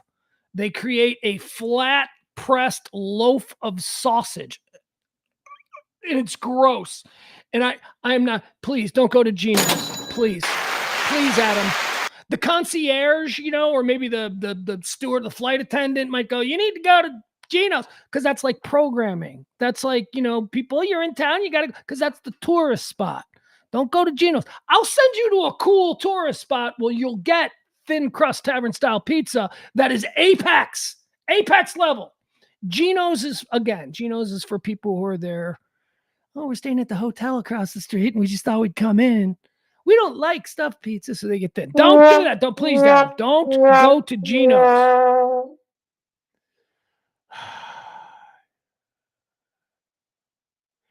Chuck says Dave Portnoy from Barstool says he reviewed Louis today. Louis is very good pizza. I like Louis. Adam says we had Lou Malnati's last time I went. Yeah, Lou Malnati's is great pizza. Lou Malnati's is awesome. I love Lou Malnati's. Lou Malnati's is thick stuffed pizza. I prefer, in the world of thick stuffed pizza, I prefer Giordano's over Lou Malnati's, but the best of them all is Pequod's. Pequod's, and it's not even close. Pequod's is so much better than both Lou Malnati's and Giordano's. And Adam, if you sit tight, I'm going to direct you to Pequod's. You're going to go to Pequod's on the campus of DePaul University, right there in the middle of downtown Chicago, and you're going to have yourself the greatest fucking stuffed caramelized pizza. Oh, I am so jealous. Adam is going, see, Adam, you're not going to Gino's, you're going to Pequod's. You're going to Pequod's. All right, let's get back to this guy eating the Pizza Hut Chicago tavern style pizza. Which is a thing out of the Midwest. It's out of Chicago. You might think a deep dish, but what the locals eat is a thing called tavern style, and it's pretty dang good. So let me show you Pizza Hut's take on it. So they have 8 new toppings at Pizza Hut. They're staying on the menu. I got 2 pizzas that showcase pretty much all of them. This is the spicy. All right, let me just stop here for one moment. Okay, I will. Like I said, I was going to try and be open-minded. I've stated that I don't think there's anything at Pizza Hut that's good. Everything at Pizza Hut is mid-level. Everything at Pizza Hut is fine. This looks very good. Aesthetically, this looks great. Spicy chicken one. It's got caramelized onions, chicken sausage, a spicy marinara sauce, fire-roasted peppers. I think there's garlic on there even. It looks pretty good. Okay, so that's another thing that I need to mention there. He just pointed out, which is important to point out when you're talking about tavern-style pizzas or just any kind of pizza in general. He said it was a spicy marinara sauce. Okay, I'm not a spicy sauce guy. I'm a sweet sauce guy. So when I order pizzas, the pizza restaurants that I go to, they use a sweet sauce. Half the places in Chicago are more sweet, half the places are savory, whatever. Pizza Hut seems to be going with a more spicy, savory marinara as their red sauce. I prefer sweet, but that's okay. It's not a deal breaker. I also like spicy. Good. Excited to try this. Now, a tavern style is typically like a cracker thin crust cut into squares. Now, Pizza Hut didn't get too creative. They're using the same, dough that they always use. This is the thinning. So let me explain to you why this is with the Pizza Hut tavern crust. Okay. So he just said, why is it in squares? Why is it really thin? Why is it? Because it's supposed to be cheap, quick pizza. Here's the reason it exists. Chicago is a city of taverns. Every neighborhood has a tavern at the end of the block. Every neighborhood had that tavern filled with dads who on their way home from the mill or from the factory or whatever, they would stop in at the tavern at the end of their block and they would have a couple of beers before going home. That's just the tradition. That's neighborhood tradition. So the neighborhood tavern on the corner, they also made a thing called pizzas, these tiny thin pizzas, these little crispy, different than other pizzas, but certainly delicious. And why were they served at these taverns? Because one, they were salty. They would make you drink more beer and you can have the pizza and all that stuff. But also they gave you an excuse. The taverns gave you an excuse to stop into the tavern on your way home from work. Because what would you do? Honey, I'm going to pick up a pizza on my way home. Feeding the family. You're picking up that's where the name tavern pizza comes from. Tavern style pizzas grew out of bars, taverns in everybody's neighborhood where dads needed an excuse to have a couple of drinks after work. And the excuse would be, I'm going to walk in there, I'm going to order a pizza. It's going to take a half hour, 40 minutes for the pizza to make. I'm going to have a couple of beers, talk to the boys, and then I'll be home with the pizza. That's it. That's the cultural tradition. That's where the name tavern comes from. That's why it's thin. That's why it's salty. That's why it's got all kind. Crispy. So you got these thin slices. Oh, and also, why is it cut into squares instead of the triangles, the New York style giant pie slice triangles? It's cut into squares because they were put out on bars. These taverns, you'd walk in for a happy hour and the tavern would have like 5 pizzas, and you didn't cut them in giant things. You cut them in little pieces so that people like hors d'oeuvres could grab a plate and put 5 little squares on their plate and then go eat them. That's all. It was because they're cut to be shared, like in a bar or a tavern. You can pick it up, eat it, share it, whatever. I also got the margarita pizza, which has a pesto drizzle, which the coloring of the cheese is perfect. The cheese is colored perfect. It needs to be that right on the fringe of being orange, brown, burnt. That cheese looks amazing. I thought for a second this might not have it, but you can tell it's there and it's just kind of soaking into the cheese. It's got great tomatoes. I believe, there's garlic on this one, not on the other one. Wow, Pizza Hut, man. Wow. Can I show you something that is really, really making me love this? Look at these burnt caramelized edges. Can you see this? Do you see how it's so thin that the cheese and the bread burnt together, creating this caramelized? Oh my God. Pizza Hut, this looks fantastic. No idea what it tastes like. No idea what kind of, spices or ingredients you're using. This looks amazing. I would love to have one today. This one actually looks really good. I was kind of excited to try that. So let's actually try the margarita one first. It's got like a Parmesan oregano seasoning on it. They also have a pepperoni one. It's a double pepperoni. It has their normal pepperoni and Okay, so my next thing that I want to comment on is, for me, one of the most important things about a good tavern style pizza is that I like the paper thin variety. You can get a tavern style pizza, or you can get a tavern style pizza, make it paper thin. That means that the crust is even thinner than a regular. This is not paper thin. This is a little bit thicker. There's a little bit more dough in there. And that's why you see when he's eating it, it bends and it kind of gets soggy. I like the crust to be so thin and so crispy that it is more like a cracker, where there's no way that the pizza is going to bend. You're going to be able to fold it, because if you did, you would break the bottom. But this looks really good, Pizza Hut. Really good. Their new cupped pepperoni, which it's not new, but I think it's a new permanent addition to the menu. And that's good because it's the best pepperoni. And that's going to be the best pizza, hands down. But I wanted to try the new stuff. So I normally love tavern style pizza. We have a place around here called The Crust that does it really well. So for better or worse. Wait a second. That was a really good sign. Did you hear the crunch when he bit into that crust? That's a good sign. That's not greasy bullshit New York style doughy. Blah. No, listen to this crunch. That's pretty great. Place around here called The Crust that does it really well. So for better or worse, this is unmistakably Pizza Hut. The dough's got that Pizza Hut dough taste. It's a Pizza Hut thin and crispy. They haven't really reinvented the wheel. The toppings are the new thing. And this actually works quite well. For the first time, I don't think I have anything negative to say about that slice of pizza I just ate. Okay, that is not a ringing endorsement of what it tasted like. I don't have anything negative to say. That's kind of how I feel about Pizza Hut. I don't have anything negative to say. God, it looked great, though. It looked so good. Then we have the one I'm actually excited about. It's got the fire-roasted red peppers. Might be green peppers, too. Yeah, maybe not on this piece, but fire-roasted peppers, caramelized onions, this new chicken sausage, and the spicy marinara. Now, they might have used that on another pie, actually, now that I'm thinking about it. It's a new...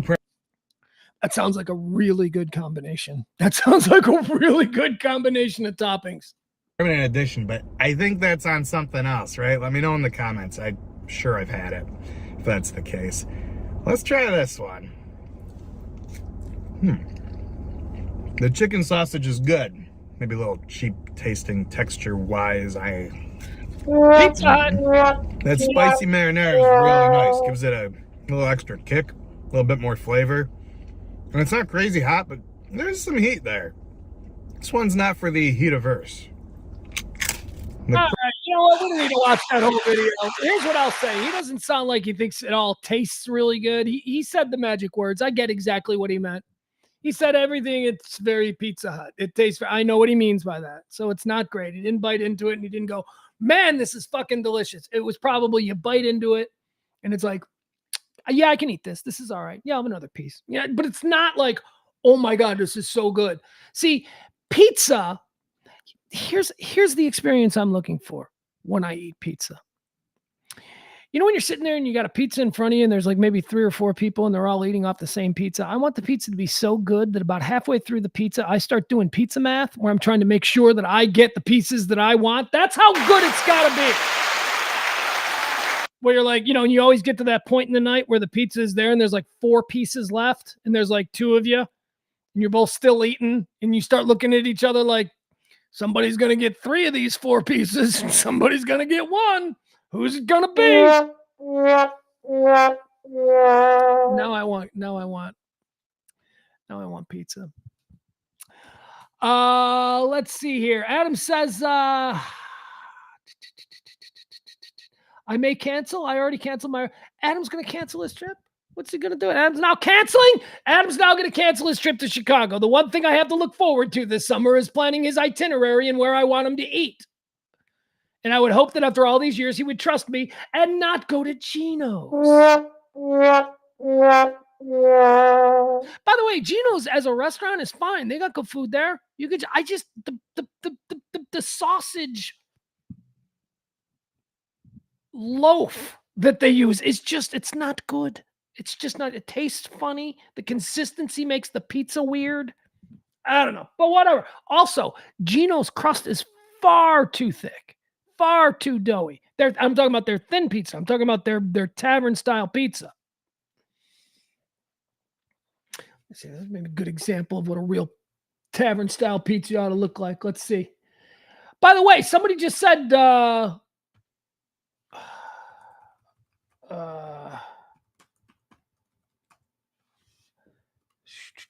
see what we got here. What are we looking at? I want to see if maybe there's a video from like a real authentic tavern style place. God, I want pizza now. What is this? This looks really good. Hold on. I don't know what this, you know what? I can't do this. This is not what we're doing on the show. We're not going to get distracted because I haven't had good pizza in 3 years. We're not going to. I really haven't. For somebody who there was a point in my life not too long ago where I had probably the world's access to the world's greatest thin crust pizza by just going, hey, put another one of those in. I worked at Palermo's. That is my favorite thin crust pizza in the world and has been for years. And I got to work there now. So I was spoiled. And then I move here and I'm ordering Little Caesars and shit. And I'm like, God, this is brutal. All right. Edward says, come to Chicago, Adam. I'll take you on a pizza tour. Yeah, Adam. There you go. Do not let that up. Oh my God. Adam, first of all, Adam and Ed would really get along well. Adam, what a wonderful look. I'm only going to put it out there now because Ed floated the balloon. You know, Ed made the offer. But Adam, I would highly recommend that. I would highly recommend that you and Ed going out for a couple of drinks and getting pizza. Let Ed take you. Let Ed lives right around the corner from Rinaldi's. I love Rinaldi's. I don't think it's a top 5 tavern pizza, but it doesn't matter. The top 500 tavern pizzas in Chicago are amazing. They're all amazing. That would be good, Adam. You and Ed should go out for a drink. I'll set it up.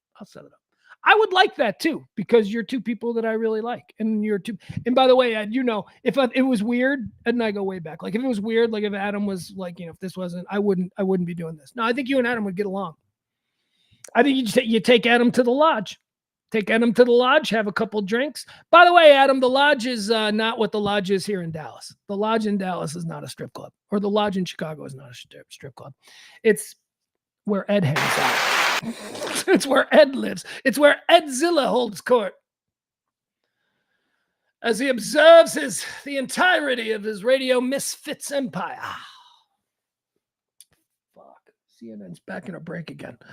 Guys, that's it, man. We've gone long again today. What a fun show. I've been so enjoying spending time with you guys. One more time, I want to thank our executive producer of today's show, the all-powerful Marcus. Again, man, a new tipper, somebody new who was like, yeah, I'll support this. Man, that's the second time in a couple of days that we've had that.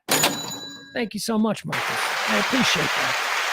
If you're so inclined to support this style of talk radio, non-politically divisive, just nonsense by a narcissist screaming into a microphone on camera for 3 hours every day, Monday through Friday, drop a little something, won't you? You can support us by going to Cash App or Venmo. And when I say support us, I mean me. Adam says, we hung out at the lodge. Okay, so Adam's familiar with the lodge there on Rush Street.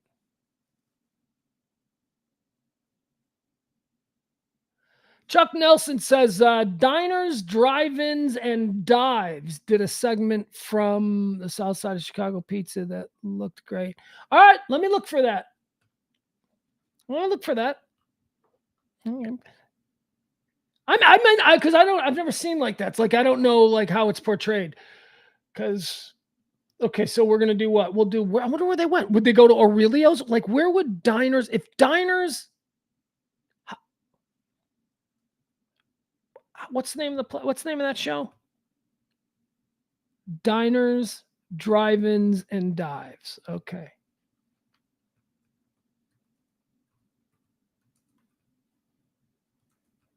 All right. So what should we look for?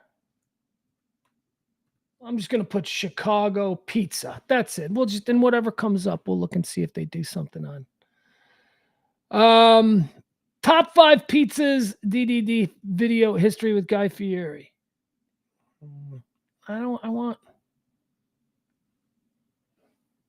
No, I like Man versus Food. I don't want to do that. Oh my God. Oh, but this isn't a real one. All right. Hey, let's watch the Barstool. Okay, here we go. This is really good. This is a really good example. This guy is a chode in a toolbox, and he seems to really enjoy greasy, sloppy fucking New York pizza, but that's okay. Because he is going to a place that is top 2, top 3, in my opinion, tavern-style thin crust pizza. So let's take a look at this. Let's watch Dave Portnoy. We'll do the Barstool Pizza review. Let's watch Dave Portnoy at Vito and Nick's on the South Side. All right, now Vito and Nick's is, come on now. Seriously, Vito and Nick's is legit. Oh God, I would kill for some Vito and Nick's right now.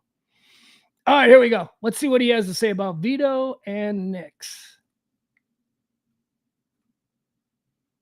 All right. Oh, probably got to hit play. There.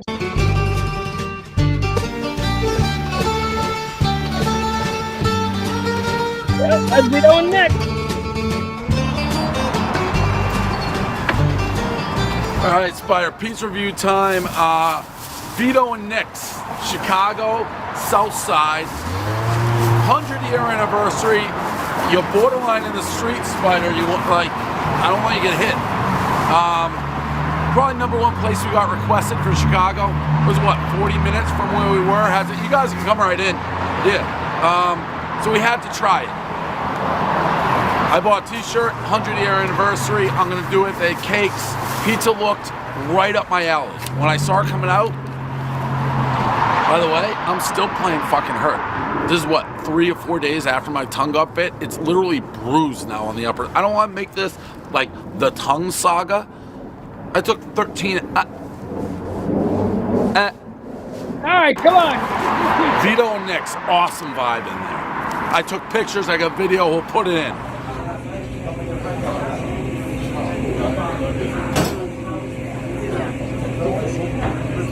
Do you see this? Do you see? That's what a tavern-style pizza place looks like. Do you see the tavern? Do you see the bar? And then right next to it, oh my God. I would love to bring this concept to Dallas. I try to explain it to people, and they're like, what do you mean? I go, what I mean is, this is when people are coming home from work. It's where they stop to bring food home. It's a can't miss. This culture has never existed here in the fucking Bible Belt because nobody was ever allowed to drink after work. This is Vito and Nick's. I love this place. Fuck. All right. Hold on. I just screwed it up again. Vito.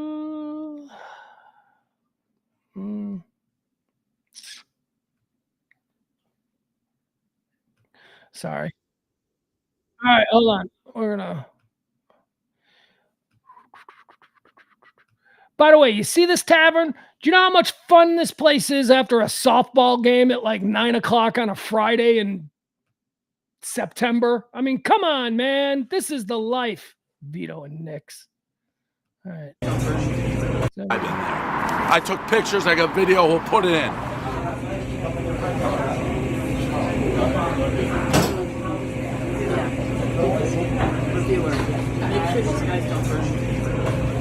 See, all right. Chuck just said you can do a pub crawl without having to get on a party bus. Well, yeah, that's why it's called a crawl. It's like, yeah. Like the first time I came to a pub crawl where it's like, yeah, we're doing a pub crawl and there was a bus involved. I'm like, wait, you're not walking? Pub crawls are you walk. Like you could do a real pub crawl on Greenville. You could do a real pub crawl. Well, maybe back in the day you could. But you know, the pub crawls don't involve buses. That's why they're called crawls. Old school. And there it is. That's Vito and Nick's. That's what it looks like. Well done. Look at that color. Look at that color. Oh my God, that is a perfectly cooked pizza. You know why it's perfectly cooked? Because these people have been cranking these out of probably the same pizza oven for 100 years. And they know exactly how long the pizza needs to sit in there to get that fucking gorgeous color. I like the char. I can barely talk. My tongue is getting in the way because I bit it. One bite, everybody knows the rules. 100-year anniversary. Do you know how hard it is to be 100 years at anything? It's fucking hard.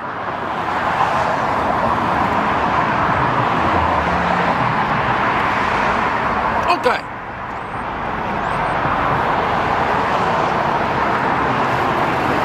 Hey, bye.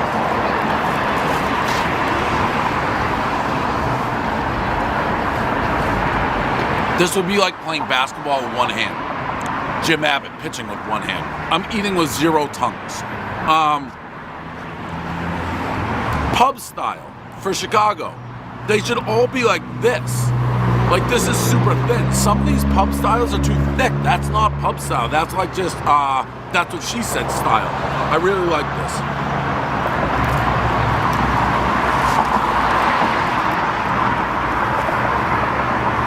You know what? Think of everything. 100 years old, Chicago, 40 minutes away, thin, bar style, t-shirts, tongue.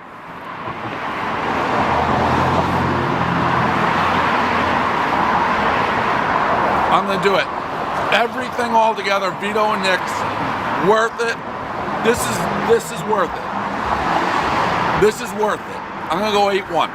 This is a style review. Styles make fights. Is it my favorite 8-1 of all time? No, but like, would I drive 40 minutes to do it again? Absolutely. Of course you would. If Jesus, what are you kidding me? People drive from Indianapolis and Wisconsin to go to fucking Vito and Nick's. Vito and Nick's is good. All right. Now I want pizza.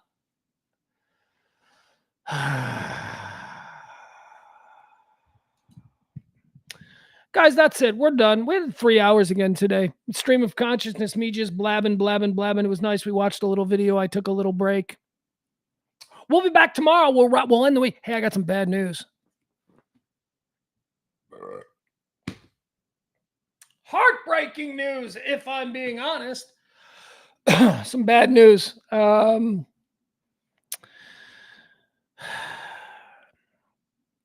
This is not going to be a weekend with the boy. It was supposed to be a boys' weekend. It's time. It's my weekend. You know, it's my weekend. That's not how we do it, and that's not how we see it. It's it. Yeah, tell him to come over here for a while. It's summer. Come on, come here for a while.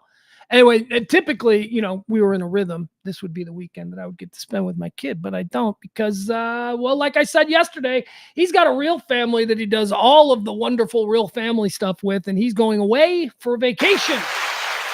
So, of course, I would much rather him be away, having that life experience, getting his vacation in, than hanging out with me and, you know, arguing about what we watch next on YouTube. So no weekend with the boy. It's just going to be me. It's going to be me all by myself now this weekend, which is fine. Just don't feel bad for me. I'm a loner. I'm an only child. I love that. That's like, I mean, I love being with him too. But I am not somebody if it's like, oh, he's all alone on Christmas. I'm like, yeah, by design. It's awesome. Trust me, I'm cool with it. It's so sad.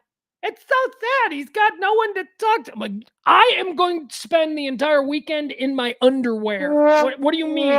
You feel bad for me? I'm probably not even going to shower now. I'm just going to lay around. I imagine I'm going to rip through a whole bunch of entourages.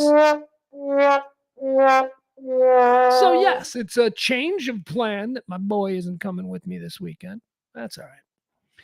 That's all right. It's fine. He's going to go on vacation. He's going to have fun. And I'm good with that. I'm always good with that. All right, guys. I guess that's it. I got nothing else to say. See you tomorrow. Love you.